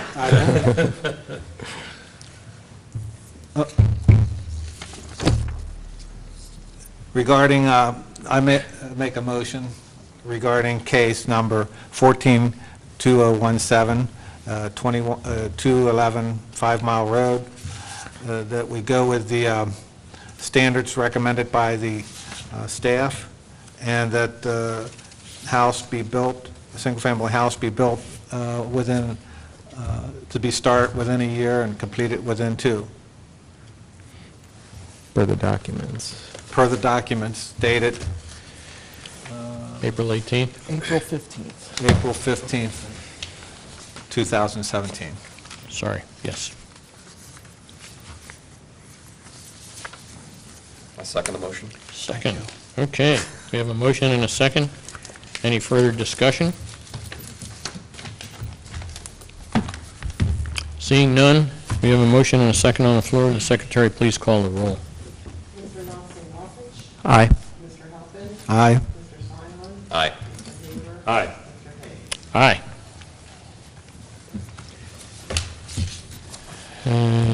Any other work that we have to do? No, if you want to just take a very brief Okay. recess, this shouldn't take very long. We are in recess. Microphones off.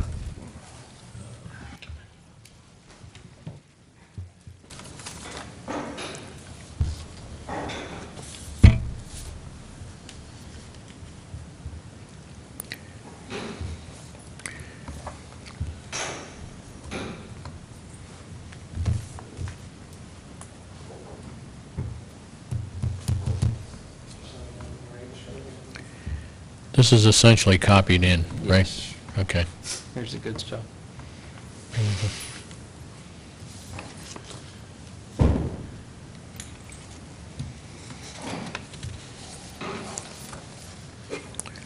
Oh, you put numbers on it.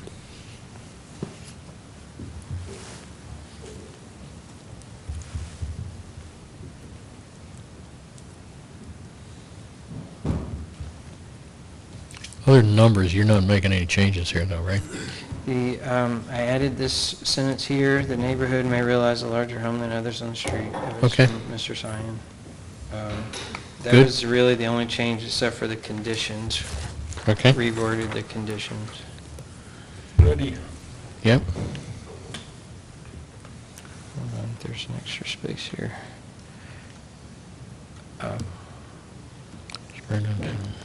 Actually, yeah. So these are the conditions.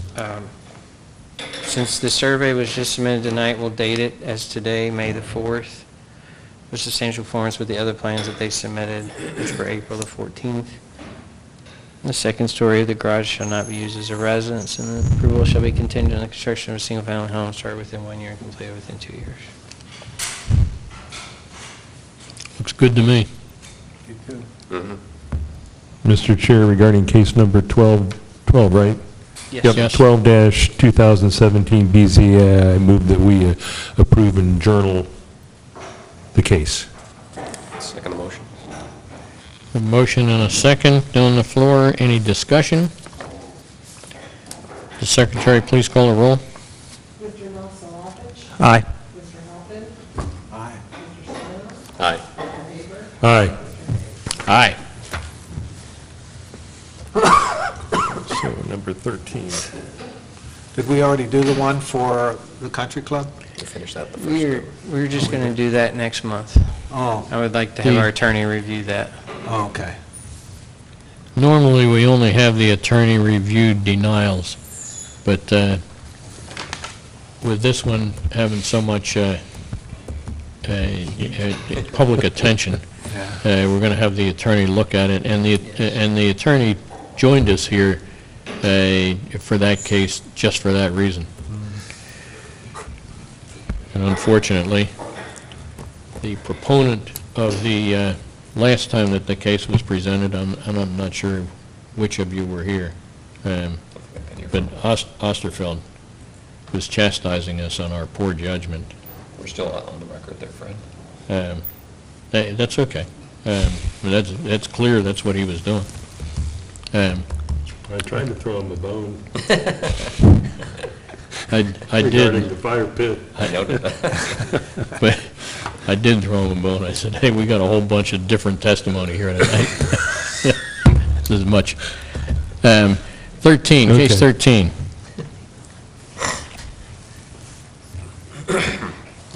Thank you. Go back up a bit, please, Paul. Sorry, yes.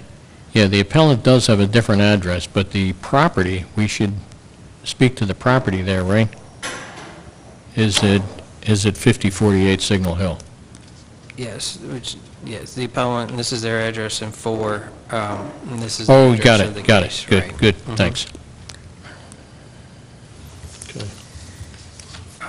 This one, I added something on number 5, whenever you are ready. Oh, the rest of it is copied in then? The rest is from the staff report, except for number 5, and this was from the staff report as well, but we added, right here, this was from the staff report, but added a second part. 2 of the 4 variances approved in the subdivision were front yard setbacks due to similar site conditions, including one variance of 31 feet for a front yard setback. Good. Yeah. Good. Cool. And the design of the proposed Oh, residence actually, I is have the consistent. wrong- hold on. It's the wrong case number and address.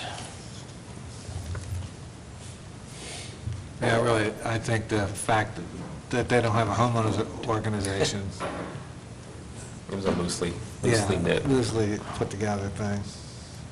I mean, we built a house at the end of autumn, my first wife and I did, and there were restrictions within that 10 houses that were built back there, or 9 of 10.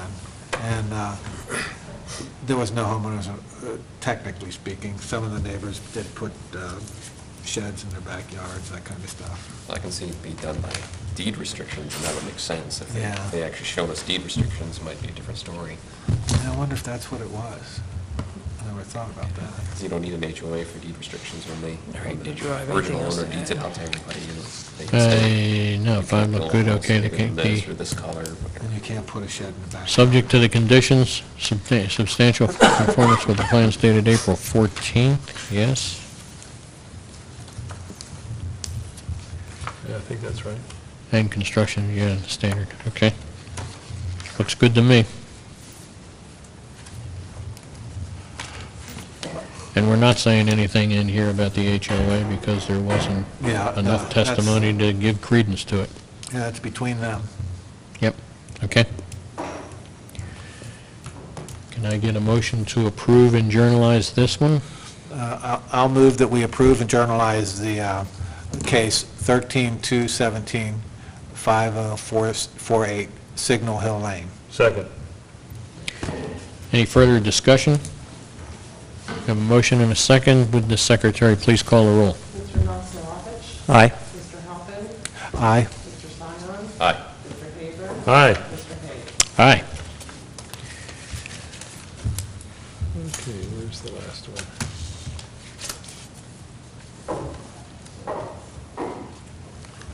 Okay, so I'm sorry, that was 12, No, we're looking at 14. 14. Here we go. The only change well, there were no changes on this one. And I did notice the header's wrong, so I'll change that.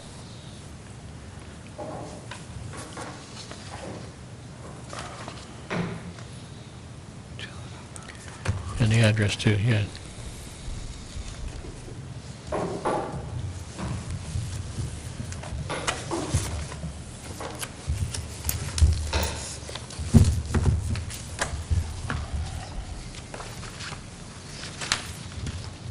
So everything's the same there, Paul, Is in the staff report. as in the staff report? Yes. And we didn't have any changes in that, and the conditions were? Conditions, or the standard conditions. Standard conditions. Conformance with the plans dated April 15th, construction. Everybody okay? Yep. That's good.